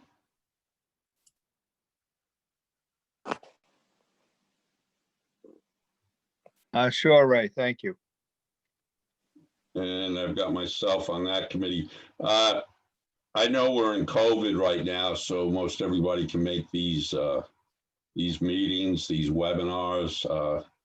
I'm also thinking, Dan, maybe we should have a proxy in case one of the 4 members can't, you know, they go on vacation, they're not available, they can't make the meeting, but I guess that's an afterthought. Yeah, you could appoint anybody at, you know, at a later date if someone couldn't make it, or let them appoint somebody. All right. I think the first meeting of this group, Ray, would be to sort of frame the questions, and then you, our analysts like you know, Story and Anna Webb and Eric Druskett, then they would go away and come back with some data analysis of some of those questions. We also have Gary Nelson, who's one of the leading striped bass stock assessment specialists, and you know, he could contribute some of his knowledge as well. And of course, Mike Armstrong is the former chairman, but a very active member of the Striped Bass Management Board. So I think it'll be a good group. Okay, and now Mr. Chair, before we proceed, I wanted to recognize Lieutenant Colonel Moran. He had his hand raised. By all means, Pat. Thank you, sir. Dan, I was just wondering if you were looking to have law enforcement representation, at least one person on the Striped Bass Committee and the permitting subcommittee? Certainly that wouldn't take us over the edge in terms of you know, open meeting law, but that'd be great, Pat, if you wanted to assign someone. Okay, we can talk about it after. Yeah. I just Okay. Okay, thank you. Thanks for that. The last one is a permitting subcommittee, and I know this is a long-standing issue that Bill Doyle has been asking us to dive into. You know, part of this is going to be kind of philosophical discussions about, you know, how do we get new entrants into the fishery. You saw in today's conversation, we struggle with like some of the bundling issues. You know, we have rules and we execute those rules, but we want to make sure that the rules have the desired outcome. And so I look forward to having some of the commission members discussing some of these permitting issues with us so that we can, you know, we can properly manage a permitting program and make sure that there is a commercial fishery of the future and that our permit rules are conducive to that. So Ray, we could use 4 members for that. Yeah, so my thoughts were Bill Doyle. Bill, do you accept that? Yes, I do. Shelley Edmondson, Dr. Shelley Edmondson from the Vineyard. I accept as well. Bill Amaru. Yes, I will accept that. Thank you. And Suki Sawyer from Gloucester. Suki. I decline, Ray. There's too much whale stuff going on for me to get involved in any other committees. Okay, thank you for your honesty. So I need a 4th member on this permitting subcommittee. Do I hear any volunteers? Where's Lou Williams today? Out on his boat? He's in attendance. Right here, right? And I am out and about.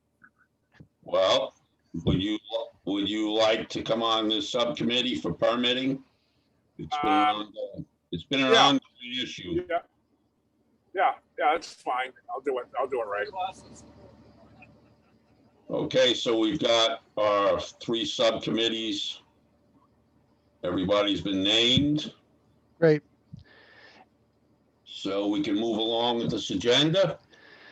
Yeah, Ray, you mentioned in other business, we had two other issues come forward from one from a commission member and one from a member of the public. Yeah, so I was going to give the floor to Bill Amaru on his mention of winter flounder, and when's the last time we did a state assessment within state waters? So Bill, Okay, thank you. Thank you, Mr. Chairman. Yeah, I'll try to be brief. This is a long topic, but I can summarize it fairly quickly. This is just for scoping, you might say, to the other committee members.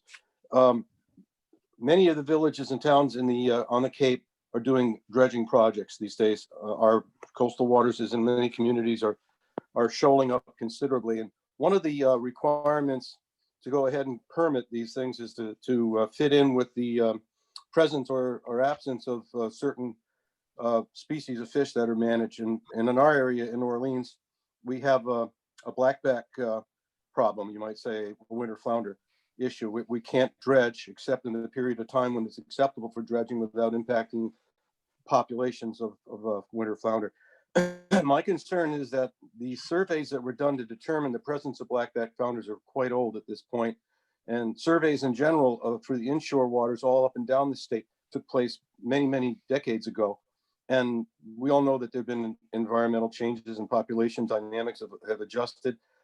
Predator-prey relationships have shifted all over the place. And I would ask that we begin to think about possibly renewing our efforts to get updated survey data that will prove or disprove the populations of these species, so that we can perhaps broaden the dates by which dredging can be done in the communities. We're all competing basically for the same dredge equipment.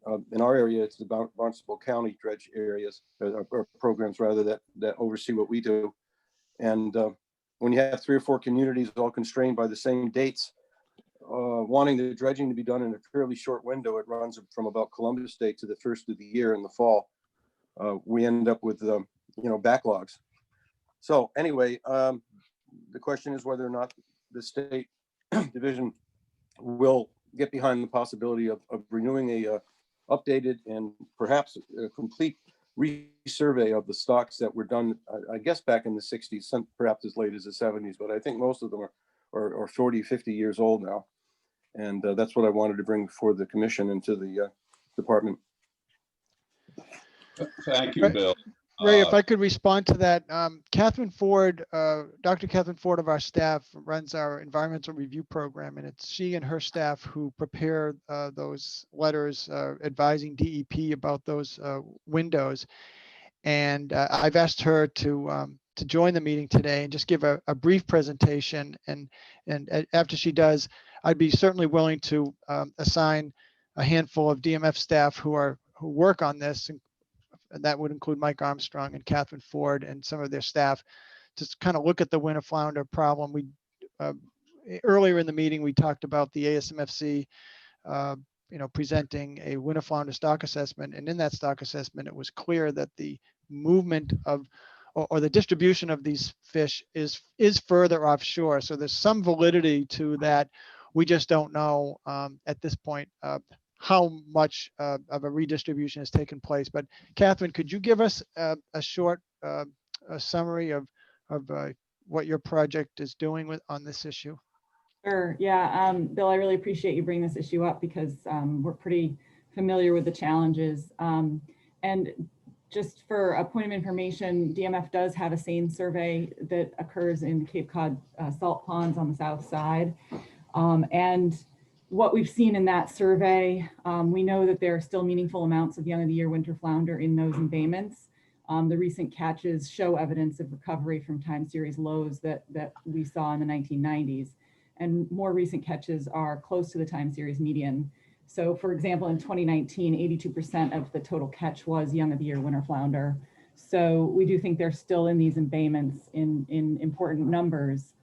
That's And the south side of the Cape, you said? it is, yeah, it is. And so we appreciate that we do have, you know, spatial and temporal distribution issues. That survey occurs in the summertime, like May, June, July. So we're really interested in some work that could better define the spatial and temporal distribution of spawning fish, and ideally the eggs too, because the eggs are very susceptible to smothering. And this issue is a pretty prominent one in the coastal regulatory community. NOAA also requires the same time of year restriction. We've been working with the Cape towns for a decade now on developing a framework in which we can allow a certain amount of dredging within the window and using a habitat-based approach to select projects that have a low risk of impact to this resource. So we do have a lot of background information on this issue, and we appreciate that it's a prominent issue, especially because of the lack of maintenance of harbors in general in the state. This is a statewide thing. So right now, what we're proposing to the Seaport Economic Council is using environmental DNA. So environmental DNA is genetic material. It's sloughed off from marine species into the waters in which they live.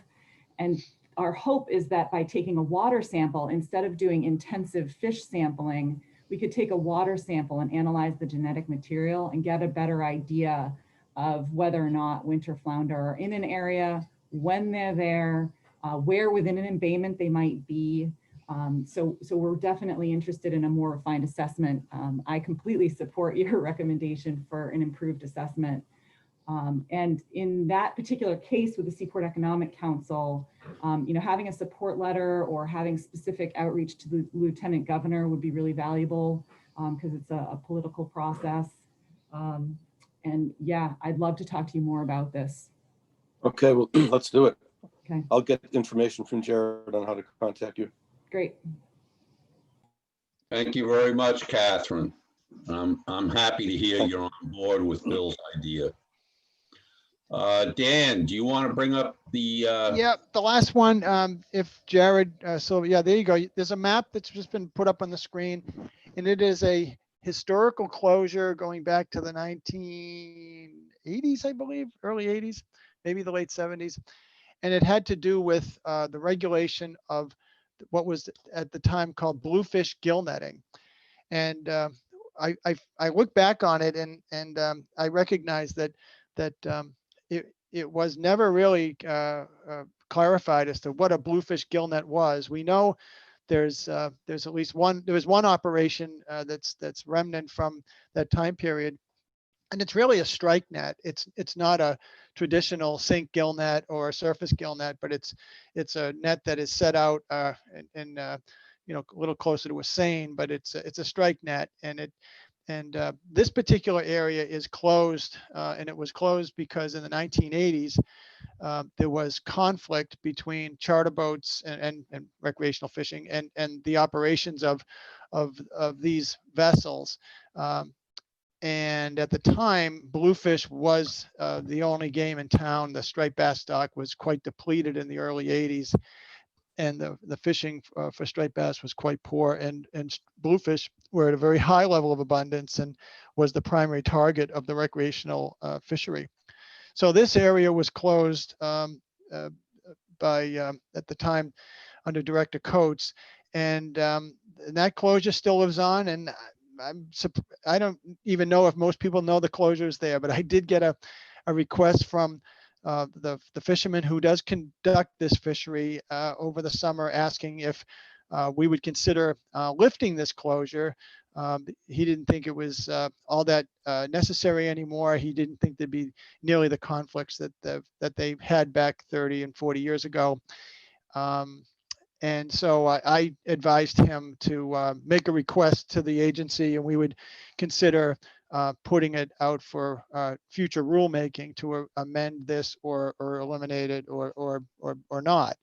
So I just want to bring this to the attention of the commission, that this is an issue that we will be working on over the winter for a future public hearing item, and it comes as a public petition by one of the participants in the fishery. Thank you, Dan. So that's a future item for public comment and public hearing. I don't really want to get into questions now because it hasn't gone to public hearing and we really don't know enough about it. So if we can move along with the agenda. Is everybody comfortable with that? I'm not seeing any hands raised, Ray. So if you want to go to commission member comments, we can do that. Okay, let's start off, Khalil. I have no further comments except once again to kudos to the DMF staff for all the hard work. It's month after month. I'm just amazed at the reports and what they have accomplished and what they are accomplishing. And just nothing more than thanks for all of your hard work. Thank you, Khalil. Suki. All set, Ray. Thank you. Bill Doyle. I'm all set, Ray. Thank you. Thank you, Bill. Shelley Edmondson, Dr. Shelley Edmondson. I'm all set right now, but I just want to thank everyone for all their hard work, and I'm absorbing it all, but look forward to participating more soon. But thank you. Thank you, Dr. Shelley Edmondson. William Amaru. Thank you, Ray. Is Ms. Griffith still on? If she is and she can hear this, I want to tell her that for her to sit through those council meetings and come back with the information that she was able to bring forward in an organized and timely manner is to be commended. That type of meeting agenda that they have is a tough one, and I know that recently it's been even more so. So she did a great job. I didn't mention that when I spoke to her about the issues that I brought forward, but kudos to her for hanging in there and working with the feds to bring us the information we need to have. Thank you, Bill. Tim Brady. Hi, just want to again thank DMF staff for all the work that they did over the summer with the CARES Act and all of the regular work. I know it's been a challenge for everybody with COVID. And incidentally, the big shellfish report, which I am actually working my way through, I started clamming again for the first time in 25 years since I used to go with my kids. And my grandchild isn't old enough yet, but it's interesting because it is very how broken up all the shellfish regulations are around the state and divided up within the town. So it'll be good to start building a framework that way. Thank you. Thank you, Tim. Lou Williams. Yeah, I want to apologize for missing the last couple of meetings, kind of all fishing related. And then, of course, today's meeting was Flatcom, and we need a gear to haul. And I thought about it this week, and I bought a new phone, and so the battery would last, and it worked out perfectly. So again, these are important to me, and I hate to miss any of them. Thank you, Lou. Michael Piernock. Two things. I would what Bill's request for a winter flounder survey, and would hope that could occur. And I found it interesting what Katie had to state or detail about what's going on with evaluating that fishery. Just a few quick things just to make everyone aware of if they need to reach out to me. I was appointed to the U.S. delegation as a recreational advisor for ICAT. And this year it's being done remotely. There will not be a meeting overseas in November. And those meetings ultimately started last week and will continue through November. So I periodically have conference calls or Zoom calls each week concerning the different species that they regulate. Where with those negotiations being the U.S. delegation, the meetings are confidential. So what I'm about to say is not confidential and is public information. There's two big things on the plate.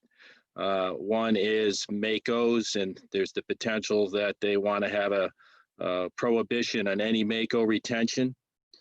That's on the plate by the masses. The next thing is that Japan put forward a proposal to reduce our Western bluefin tuna quota from its roughly 2,200 metric tons to 1,750. That's there right now, and we're addressing that as well as several other things. So in the interim, if anyone needs to reach out to me concerning those species or the other species that were regulated by them, feel free.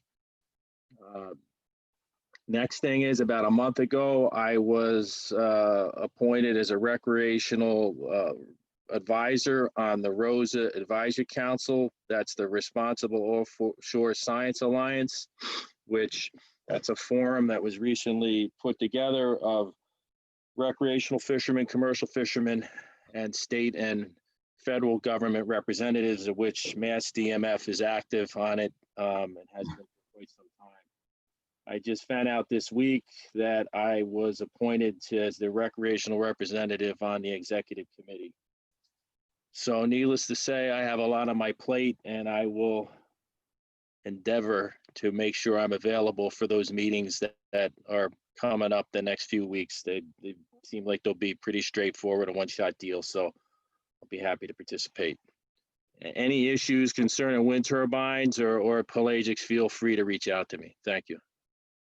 Thank you, Michael.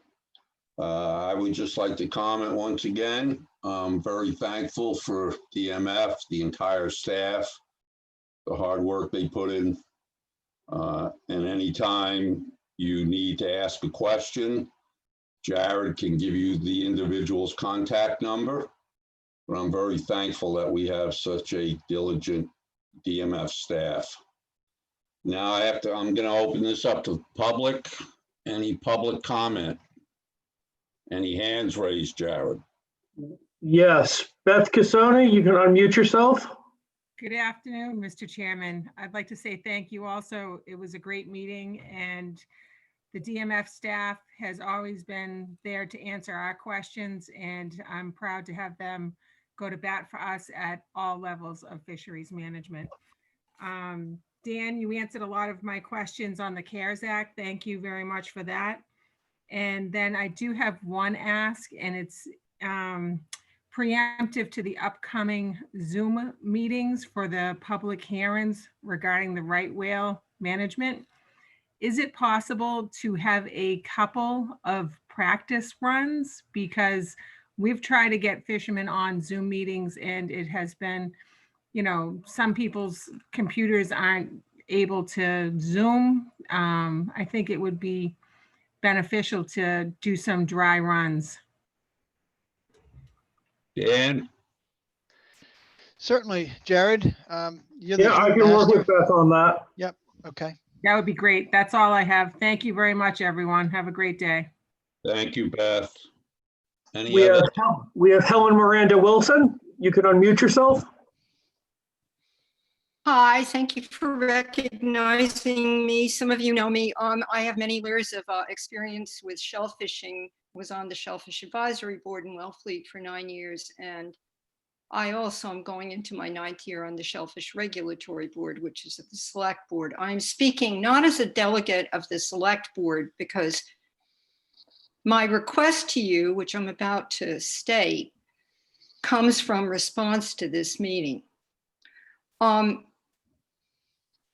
greatly appreciate the concern and care you give to monitoring and adjusting catch limits and practices for fishing. I would like to request a future agenda item to discuss the detrimental practices used for harvesting horseshoe crabs for any purposes and returning them to their habitat, although often not their specific embayments that they have site fidelity for after biomedical harvest. It's known to harm them. There's science on this. Some of you are very familiar with it. The reason to have another look at it on your part, in my opinion, comes from the fact that there is an increased need for medical testing and hospital care during the pandemic. And I think it re-emphasizes the need to protect this species. In Wellfleet, specifically, we requested a moratorium because of the crab's impact, positive impact on the shell fishery. Wellfleet has, as some of you know, the largest wild habitat in the Commonwealth, wild set, and we have a huge aquaculture industry. And we got a letter recently in response to continued requests to have the precautionary principle applied here in terms of not knowing enough, according to the DMF. And thank you, Dan, for that careful letter. But not knowing enough about really what's going on with our horseshoe crab population. And the punchline is we've been hearing this for years, even though the Audubon has been monitoring horseshoe crabs here for years. But to get back to my request for you guys to take a careful look, given that this species, unlike any other species that's under your jurisdiction or that you care about, provides a biomedical need that is not, you can't get it any other way. And the practices that are used for extracting the limulin and for returning the crabs and what they go through and how they're treated during the harvesting process is egregious and harmful. So I can't really talk English because I'm so kind of worked up about this. But anyway, that's my request. I hope it happens. I look forward to attending. Thank you. Thank you, Helen. I think what might be in order is we'll follow up with you and get some more specifics of what you have in mind. So we'll reach out to you separately. Thank you, Dan. Any other hands, Jared? Mr. Chair, I'm not seeing any other hands from the public. We can move to a motion to adjourn. Okay, gentlemen, ladies and gentlemen, I'm looking for a motion to adjourn. Motion to adjourn. Thank you, Suki. Need a second? Second, Tim Brady. Thank you, Tim. Anyone opposed? I'm not seeing any objections, Ray. We can adjourn. We are formally done. Thank you. Thank you, everyone. Thank you, everyone. Keep safe, everyone.